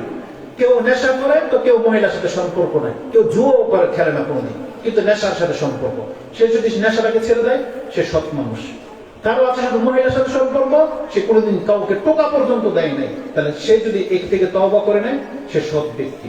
কেউ আছে শুধু সুদ খায়, তাহলে সুদ ছেড়ে দিলে সে ভালো মানুষ। কেউ আছে কোনো পাপ করে না, শুধু বেনামাজি, যে নামাজটা ধরে নেয়, সে জান্নাতি। একটা পাপ শুধু আমাদেরকে আটকে দিয়েছে, কারো কারো জীবনে কোনো একটা পাপ। এই পাপটা থেকে শুধু আমাদেরকে তওবা করতে হবে। আল্লাহ সুবহানাহু ওয়া তাআলা বলেছেন ইন তাজতানিবু কাবাইরা মা তুনহাউনা আন নুকাফির আনকুম সাইয়্যাতিকুম ওয়া নুদখিলকুম মুদখালান কারীমা, যেটা আপনি সূরা নিসা 4 নম্বর সূরার 29 নম্বর আয়াতে পেয়ে যাবেন। 28, 29, 30 এই আয়াতগুলোতে আল্লাহ বলেছেন তোমাদেরকে যে বড় বড় পাপগুলো থেকে আমি আল্লাহ নিষেধ করেছি, তোমরা যদি সেই পাপগুলো থেকে বেঁচে থাকতে পারো, তোমাদের দ্বারা যত ছোট ছোট পাপগুলো হয়ে যাচ্ছে আমি আল্লাহ নিজের পক্ষ থেকে সব ক্ষমা করে দিব এবং তোমাদেরকে আমি একটা সম্মানজনক জান্নাত দান করব। অতএব আল্লাহ তুমি আমাকে এবং আমাদের মুসলিম ভাইদেরকে তওবা করে তোমার পথে ফিরে আসার তৌফিক দান করো। আল্লাহ আমাদের বিগত জীবনের পাপগুলোকে আল্লাহ তুমি মাফ করে দাও। আল্লাহ তুমি আমাদের পিতামাতাকে ক্ষমা করো এবং মৃত্যুর পূর্বে আমাদেরকে অবশ্যই তুমি কালেমা পড়ার তৌফিক দান করো। আমাদেরকে তোমার সাথে মুসলিম হয়ে সাক্ষাৎ করার তৌফিক দান করো এবং আল্লাহ সুবহানাহু ওয়া তাআলা তুমি আমাদের উপরে থেকে যেই অন্যায় অবিচার করা হচ্ছে, যে ষড়যন্ত্র করা হচ্ছে বহিরা বিশ্ব থেকে বা অমুসলিমদের পক্ষ থেকে, আল্লাহ তুমি আমাদেরকে হেফাজত করো এবং আমাদের মুসলিম যুবকদেরকে আল্লাহ তুমি তওবা করে ফিরে আসার তৌফিক দান করো। তাদের মাধ্যমে যেন বাংলার জমিনে দ্বীন প্রতিষ্ঠিত হতে পারে, ইসলাম কায়েম হতে পারে, আল্লাহ তুমি আমাদের মুসলিম যুবকদেরকে হেদায়েত দান করো। আমিন ইয়া রাব্বাল আলামিন। সুবহানাকা আল্লাহুম্মা রাব্বানা ওয়া বিহামদিকা আশহাদু আল্লা ইলাহা ইল্লা আনতা আস্তাগফিরুকা ওয়া আতুবু ইলাইক। অনেকগুলো প্রশ্ন, আমি মূলত অত বড় আলেম না, আমি প্রশ্নের জবাব আসলে কোথাও দেই না, কারণ এগুলো বন ফিতনার ব্যাপার থাকে, এমন ব্যতিক্রম কিছু প্রশ্ন থাকে যেগুলো সম্পর্কে আমাদের কোনো জ্ঞান নাই। এগুলো কিছুটা আছে, মানে বলা যেতে পারে। এক ভাই জিজ্ঞেস করেছেন যে নামাজের সময় ব্যতীত সর্বদাই কি টুপি পরা বাধ্যতামূলক? টুপি পরা কোনো অবস্থাতেই বাধ্যতামূলক না। সে নামাজ কি আর বেনামাজি, নামাজের বাইরে এবং নামাজে কোনো অবস্থাতেই টুপি পরা বাধ্যতামূলক না। এটা হচ্ছে মুসলিমদের একটা পোশাক, মুসলিমদের একটা ঐতিহ্য। এটা রাসূলুল্লাহ সাল্লাল্লাহু আলাইহি ওয়াসাল্লাম এবং আরবদের সুন্নাহ যে তারা মাথা ঢেকে রাখতো। যেহেতু আমরা রুমাল ব্যবহার করি না, অন্তত টুপি দিয়ে হলেও আমরা মাথাটাকে ঢেকে রাখবো, এটা হচ্ছে ভদ্রতা। আরবদের অভদ্রতা হলো তারা মাথা খুলে চলা, কিন্তু ওরা মাথা ঢেকে রাখাটাকে ভদ্রতা মনে করে। আর যেহেতু আমাদের রাসূল সাল্লাল্লাহু আলাইহি ওয়াসাল্লাম সব সময় মাথা ঢেকে রাখাটাকেই পছন্দ করতেন, কখনো কখনো প্রয়োজন হলে তিনি খুলতেন, তাহলে আমাদের জন্য ওটাকে গ্রহণ করা উচিত। এটাই হচ্ছে আমাদের ভদ্রতা, যে আমাদের মাথা ঢেকে থাকতে হবে। কিন্তু নামাজের সাথে টুপি পরা না পরার কোনো সম্পর্ক নেই। নামাজের নেকি বাড়া কমার সাথে টুপি পরার কোনো সম্পর্ক নাই, বরং আল্লাহ সুবহানাহু ওয়া তাআলা বলেছেন খুযু যিনাতাকুম ইনদা কুল্লি মসজিদিন। তার মানে নামাজের সময় তোমরা জিনাত গ্রহণ করো, মানে যার যত সুন্দর পোশাকটা আছে তার মধ্যে টুপি অন্তর্ভুক্ত। এটা আমরা পরব, এটা আপত্তিকর কিছুই না যদি কেউ টুপি না পরে। তবে পরলে অবশ্যই আমরা বলবো এটা ভদ্রতা, এটা জরুরি, এটা হচ্ছে মুসলিমদের পরিচয়, এটা আমাদের করা উচিত।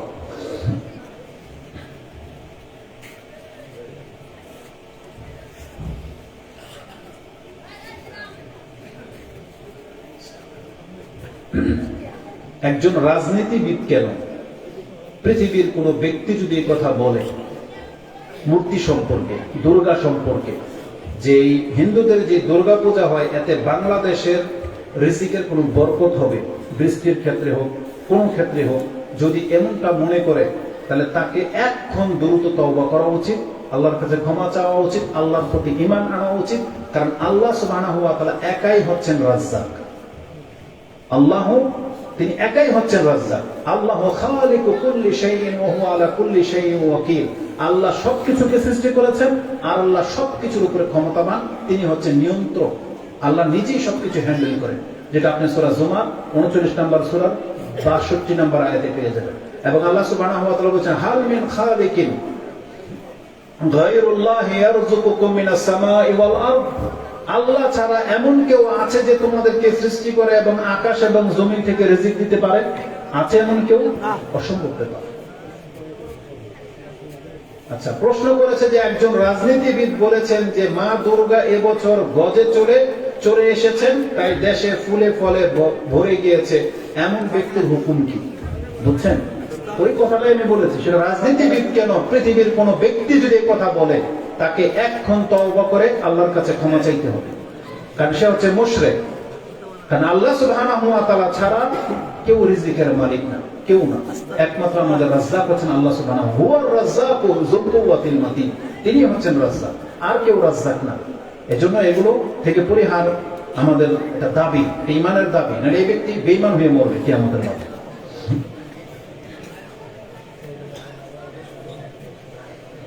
বলা হয়েছে যে কাবিরা গুনাহগার ও বেনামাজিদের কি জানাজা পড়া যাবে? কাবিরা গুনাহ আর বেনামাজি এক জিনিস না। কাবিরা গুনাহ মানে যে কোনো ধরনের বড় পাপ। আমরা যেগুলো করি আমরা সবাই কিন্তু বড় পাপী, জানেন? আচ্ছা, কেউ আমাকে বলতে পারবেন 5টা সাগীরা গুনাহ যেটা আপনি করেন? না, আপনি তো বড় পাপ করেন না, আমরা তো কেউ বড় পাপ করি না। 5টা ছোট গুনাহ কে বলবে? মিথ্যা বলা, বলেন বলেন, মিথ্যা বলা ছোট না বড়? আমরা মিথ্যা বলি, তাহলে বড় পাপ। আর কি বলবো?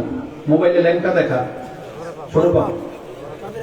সিগারেট খাওয়া ছোট পাপ কি তাহলে বলেন?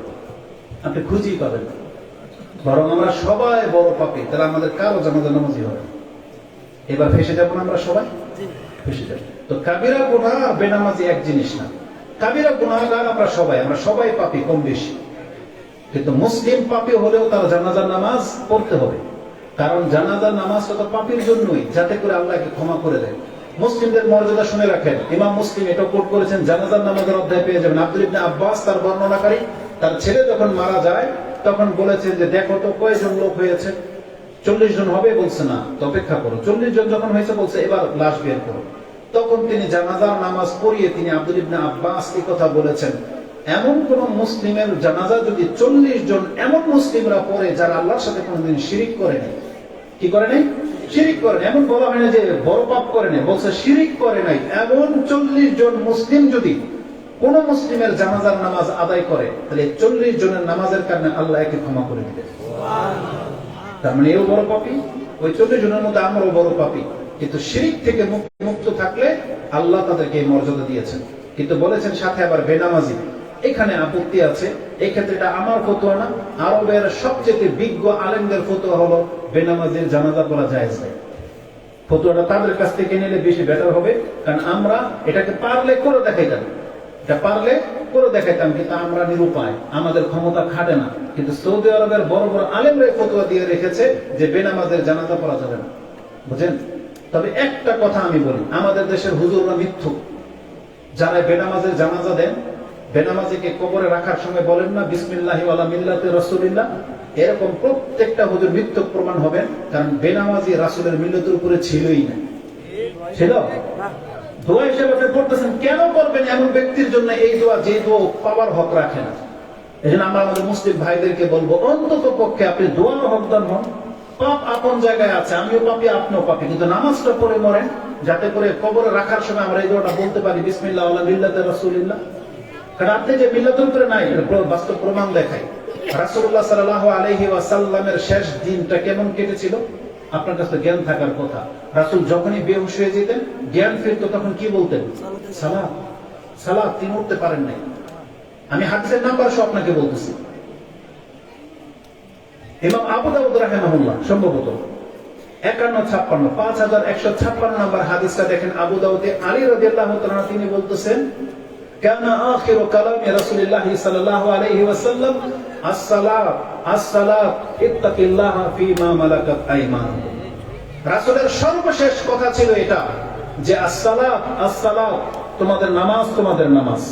বলেন তো দেখি, আপনাদের পিতামাতা কোন ব্যক্তি যদি মারা যায়, পিতার সর্বশেষ কথাটা, মায়ের সর্বশেষ ইচ্ছা যেটা, এটা প্রত্যেকটা সন্তান কিন্তু গুরুত্বের সাথে নেন এবং যত কষ্ট হলেও এটা পালন করার চেষ্টা করেন। কেন? মায়ের শেষ ইচ্ছা, বাবার শেষ ইচ্ছা, তাই না? এতটা সম্মান আপনি করেন। আপনার বাপ মার চাইতেও কি আমাদের রাসূল সবচেয়ে বেশি সম্মানিত না? তাহলে আমাদের রাসূলের সর্বশেষ ইচ্ছা তো এটাই ছিল যে আসসালাত আসসালাত, তোমাদের নামাজ তোমাদের নামাজ। আপনি এটা কদর কেন করলেন? তাহলে যার শেষ ইচ্ছা ছিল এটা, যে আমার মিল্লাতে এটা। ওমর রাদিয়াল্লাহু তাআলা যখন ইন্তেকাল হন, তাকে যখন চাকু মারা হয়েছে, শহীদ করা হলো, সেই ফজর নামাজের সময় তাকে জিজ্ঞাসা করা হয়েছে, আপনার রক্ত ঝরে যাচ্ছে, এই অবস্থায় আপনি নামাজ পড়বেন? আপনি হাদিস মুআত্তা মালিকের 53-54 নম্বরে পেয়ে যাবেন, তাহারাতের অধ্যায়। ওমর রাদিয়াল্লাহু তাআলা বলেন, না, আমি এই অবস্থায় নামাজ পড়বো। কেন? তিনি বলছেন, লা হাজ্জা ফিল ইসলাম লিমান তারাকা সালাহ, কারণ যে ব্যক্তি নামাজ ছেড়ে দেয় ইসলামে তার কোনো অধিকার থাকে না। কি মনে করেন? তাহলে এই জন্য নামাজ পড়তেই হবে, এটা আপনার বাধ্যতামূলক। অতএব যে ব্যক্তি মিল্লাতে রাসূলকে ছেড়ে দিয়েছেন, মরার পরে আমরা জোর করে যদি বলি বিসমিল্লাহি ওয়ালা মিল্লাতে রাসূলিল্লাহ, এটা আমাদের দাবি মাত্র হবে, কিন্তু আল্লাহ কিন্তু এটা গ্রহণ করবেন না কোনোদিন। এজন্য আমরা আবারও বলবো, বেনামাজি ভাইয়েরা একটু সতর্ক সাবধান হন। আমাদের হুজুররা আমরা নিরুপায়, কারণ আমরা তো আপনাদের চাকরি করে খাই না। এখন যদি আপনার নেতার কোনো কেউ মরে যায়, এখন হুজুরকে যদি বলে জানাজার নামাজ পড়ান, কবর দেন, আমি যদি না করি তবে পিটা, এটা না অবস্থা। এটা আমাদের হুজুরদের দোষ না, কিন্তু আমি কেন দোষ দিলাম? কারণ আমাদের হুজুররা নিরুপায়, সেই জন্য। কিন্তু ইমানের দাবি হলো সে যাবে না কোনো বেনামাজের জানাজা পড়তে, যাবে না। সে পারলে চাকরি ছেড়ে দিবে, কিন্তু যাবে না। আমি যাবো ইনশাআল্লাহ। আপনি আমাকে একটা বিষয়, আমি কিন্তু বড় পরহেজগার না, কোনো ইয়েও না, আল্লাহ মাফ করুক আমাকে। আপনারা জানেন না কিভাবে নেবেন। যে দাবি আমাকে পালছে, তিনি নামাজ পড়ে নাই বিদায় আমি তার জানাজার নামাজে উপস্থিত হইনি, এবং আমি আমার বাবাকে কথা বলে রাখছি, যদি সে নামাজ না পড়ে মরে আমি তার জানাজার নামাজে উপস্থিত হব না, এবং তার ওয়ারিসের ভাগ আমি নেব না। আপনি জেনে নেন, এটা আমাদের পুরো গ্রাম সাক্ষী। আমি বলে দিয়েছি আমার বাবার বাড়ির কোনো অংশ আমি নেব না যদি তিনি বেনামাজি হয়ে মরে যান। তাহলে আপনাকে এটা করতে হবে। শুধু লোক দেখাইলে চলবে না। আপনি যখন তাকে প্রত্যাখ্যান করতেন, তার সম্পর্কে প্রত্যাখ্যান করতে হবে। কিন্তু আমি জানি এটা অনেকে পারবেন না। তবে এটা আমরা দোয়া করি, আল্লাহ তুমি আমাকে এবং আমার পিতাকে নামাজ পড়ার তৌফিক দান করো। আমাদের প্রত্যেকে আমাদের সন্তানের জন্য দোয়া করতে হবে, যেমনটা ইব্রাহিম আলাইহিস সালাম দোয়া করেছেন, রব্বি জাআলনি মুকিমাস সালাতি ওয়া মিন যুররিয়াতি। আল্লাহ তুমি আমাকে এবং আমার সন্তানকে নামাজি বানাই দাও। আজকে আমাদের সন্তানরা যদি বেনামাজি, স্ত্রীরা যদি বেনামাজি হয়ে থাকে, এর মূল জিম্মাদার প্রত্যেকটা পুরুষ। প্রত্যেকটা পুরুষের মূল জিম্মাদার। কারণ আপনার দায়িত্ব ছিল আপনার স্ত্রীকে নামাজি করা, আপনার দায়িত্ব ছিল আপনার মেয়েকে নামাজ পড়ানো, আপনার সন্তানকে নামাজ পড়ানোর দায়িত্বটা আপনার ছিল, কিন্তু আপনি কিন্তু মুখ ফিরিয়ে নিয়েছেন। আল্লাহ কিন্তু আপনাকেও ছাড়বে না। এই জন্য প্রত্যেকটা পিতা, প্রত্যেকটা পুরুষের দায়িত্ব, সে নিজে নামাজ পড়বে এবং সন্তানকে নামাজ পড়তে বাধ্য করবে। কারণ আল্লাহ বলছেন, কু আনফুসাকুম ওয়া আহলিকুম নারা, তুমি তোমার নিজেকে এবং তোমার পরিবারকে বাঁচাও। আজ যেটা না করেন, আল্লাহ সুবহানাহু ওয়া তাআলা বলেন, কুল ইন্নাল্লাযীনা খাসিরু আনফুসাহুম ওয়া আহলিহিম, যেই ব্যক্তি নিজেকে এবং নিজের পরিবারকে ক্ষতি করলো, সেই ব্যক্তি পরকালে সবচেয়ে বড় ক্ষতিগ্রস্ত ব্যক্তি হয়ে উঠবে, যেটা আপনি সূরা জুমার 7 নম্বর আয়াতে পেয়ে যাবেন। এজন্য প্রত্যেকটা পুরুষ আমরা হলাম দায়িত্বশীল। আমাদের নিজেদের এবং আমাদের পরিবারের দায়িত্ব কিন্তু আমাদের উপরে আছে। এজন্য ঢালাওভাবে শুধু ফতোয়া দিলেই চলবে না। তবে আমরা দোয়া করি, আল্লাহ তুমি আমাদের সমাজ থেকে বেনামাজিকে উৎখাত করে দাও। আমরা সবাই যেন নামাজি হয়ে আল্লাহ তুমি আমাদেরকে কবুল করো।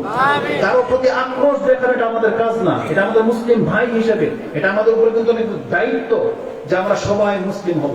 দেখেন, আমি আমার ব্যক্তিগত ব্যাপারে একটা কথা বলবো, হয়তো পাপ আমাদের সবার দ্বারাই হবে, কিন্তু আপনি কালকা থেকে 5 ওয়াক্ত নামাজ পড়া শুরু করেন, অন্তত শুধু ফরজ গুলো করেন, দেখবেন আপনার কাছে প্রশান্তিকর লাগবে যে যাক আলহামদুলিল্লাহ আমি মুসলিম, আমার জানাজা হবে, আমার মরার পর আল্লাহ আমাকে দয়া করবে, এটা ওয়াদা রয়েছে। কারণ আল্লাহ বলছেন, আমি আমার বান্দাদের জন্য ক্ষমাশীল। কাদের জন্য? আল্লাহর বান্দাদের জন্য। অতএব আমি আমাদের মুসলিম ভাইদেরকে বলবো, আপনি নামাজ ছাড়া কিন্তু মরেন না, এটা আপনার দায়িত্ব।